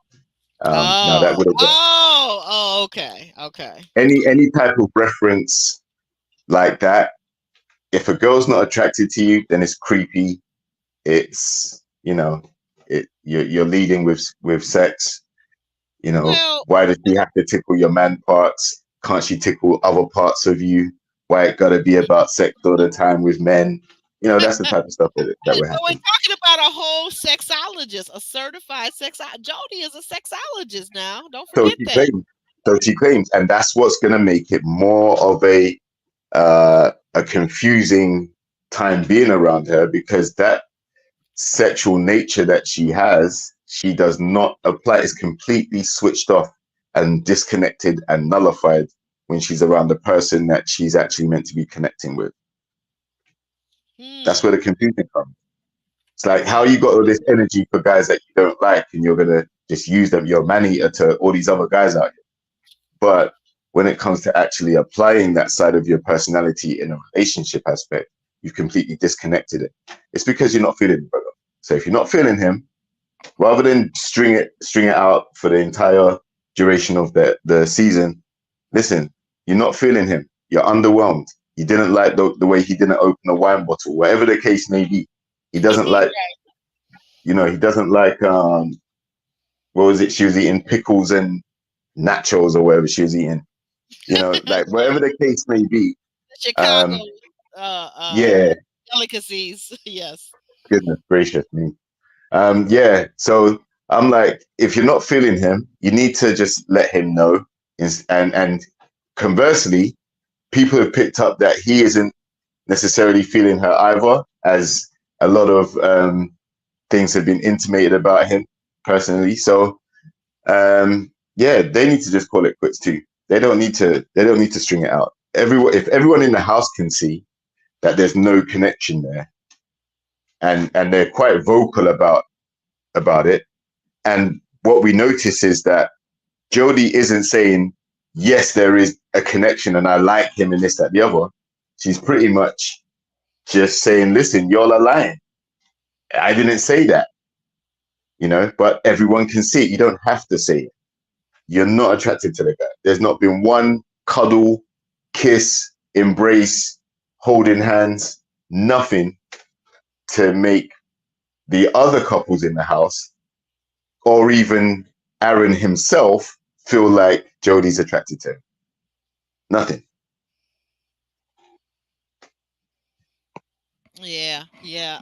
So you think it looks like D is saying, although deservedly so, I didn't realize the couples could be put out the house like Brandon and Sienna were.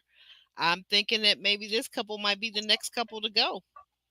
I'm thinking that Yeah, Joe and Aaron J, we gonna be waving goodbye to them next week. yeah, and like I said, it's about that time. Yeah, It's it looks about that like it time. might be that time. Well, I don't know. When let me, you know what? Let me backtrack on that because I just thought about something.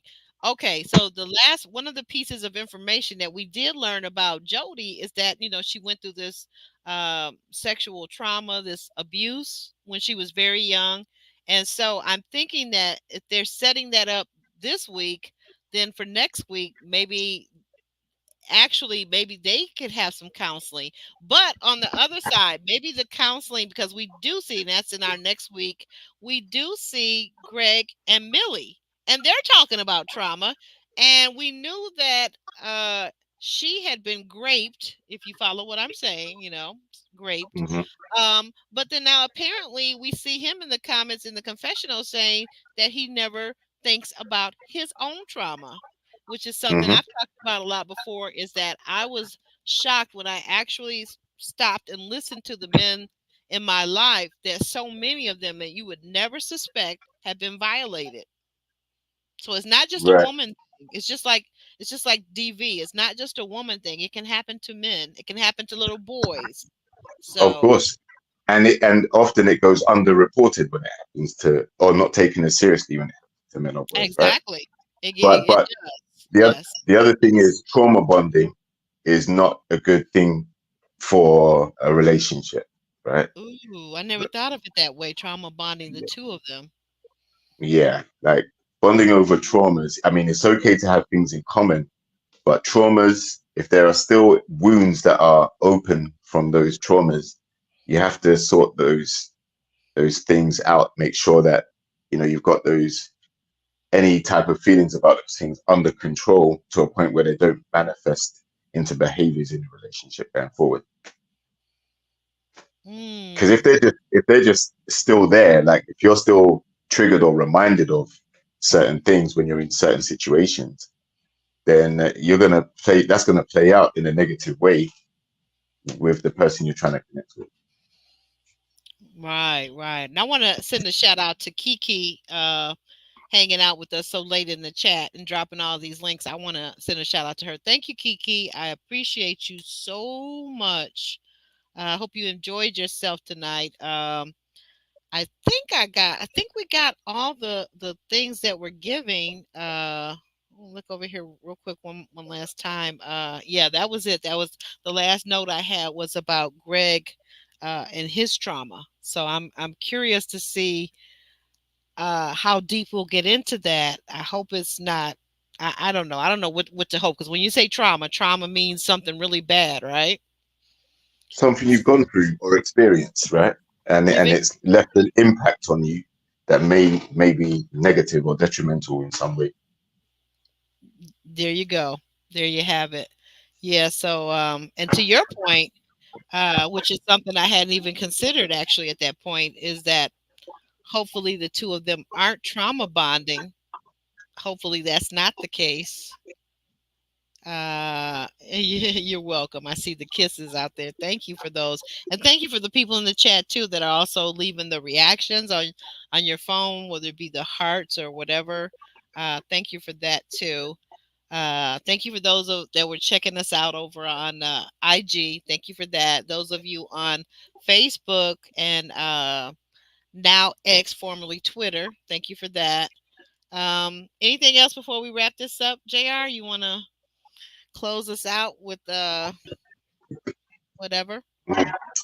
Uh, I'll close us out with listen, do us a small favor. If you like the content, you like these weekly reviews, whether you have any opinions on the show or any of our thoughts or analysis, or even if you enjoyed our guest, Aaron, when he came on and gave us an insight into his thought processes and all that stuff.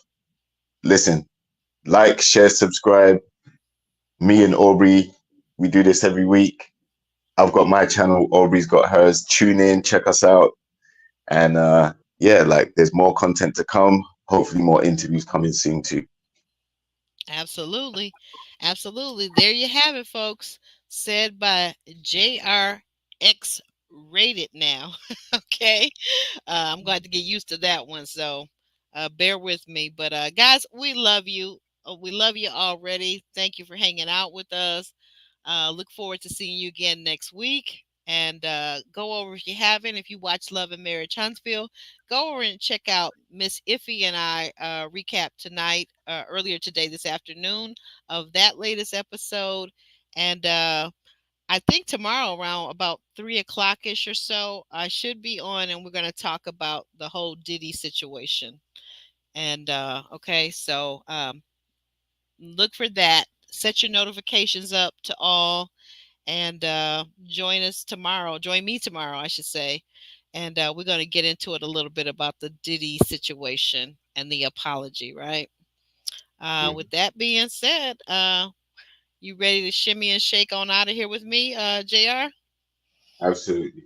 Let's go. All right. Well, here we go, guys. Love you guys. Good night.